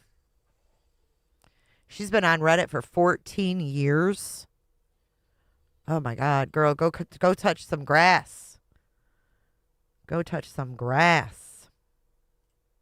All right, I'll give the link to this in the chat so you guys can check it out for further analyses. Cassandra says, is Janice close with Annie Cushing? If Janice is here, she can answer you if she wants to. I don't know. Here's the link to that Reddit. That is some wild stuff. 2 years ago, I mean, and then we've got her accusing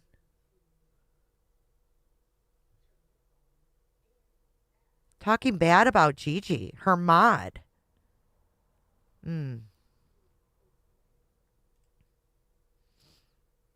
And way to make your Reddit account beyond connected to you. Right. Since Grayson has been outed for being behind the Reddit Snark pages, makes more sense about what's happening here, in my opinion. Yes. Absolutely. Troublemaker Baker is a super mean girl and a plagiarist, says Nutmeg Rose. We need it on the timeline. Yes. Yeah, I don't want their cookies. Would you guys eat their cookies? I don't think I'd eat their cookies. But on that note, I am going to actually wrap this one up because I want to keep it, you know, pretty much targeted to what we're covering. I will chapter it after. If you guys could hit the like button, it is a great way to get this out in the algorithm. I know you guys all want people to see this information. And shout out to CC Suarez. Thank you for using my information in your video. That was super cool of you. And that's it, you guys. We're going to wrap it up. Thank you for using the Cooter chats. Hopefully, we'll do more Cooter chatting next time. Until then, let's get into the Cooter DeVille. Thank you, all the girls, for being here. You know who you are. Cooter DeVille. I think the devil drives a Cooter DeVille. I saw the dreadlocks over the hill. Not against her will. I got time to kill. Way down in Cootersville. Okay. Again, thank you, Kresha, for having me on the other night. If you guys, is that live still up? Someone said they couldn't find it, Kresha. But I'm super grateful. I really enjoyed talking to you and getting to know you better.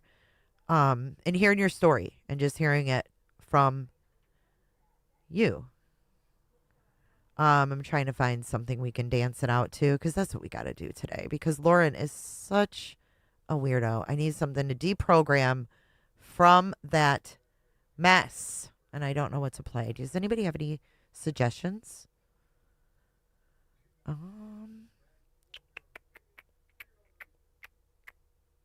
Oh, I got one. Never mind. This is going to be an oldie. For you guys. Here we go. Thank you guys for your support. Oh, why am I getting ads? Lemonade Pet Insurance can save you thousands of dollars a year. Oh, I'm not logged in. I'm so sorry. Here we go.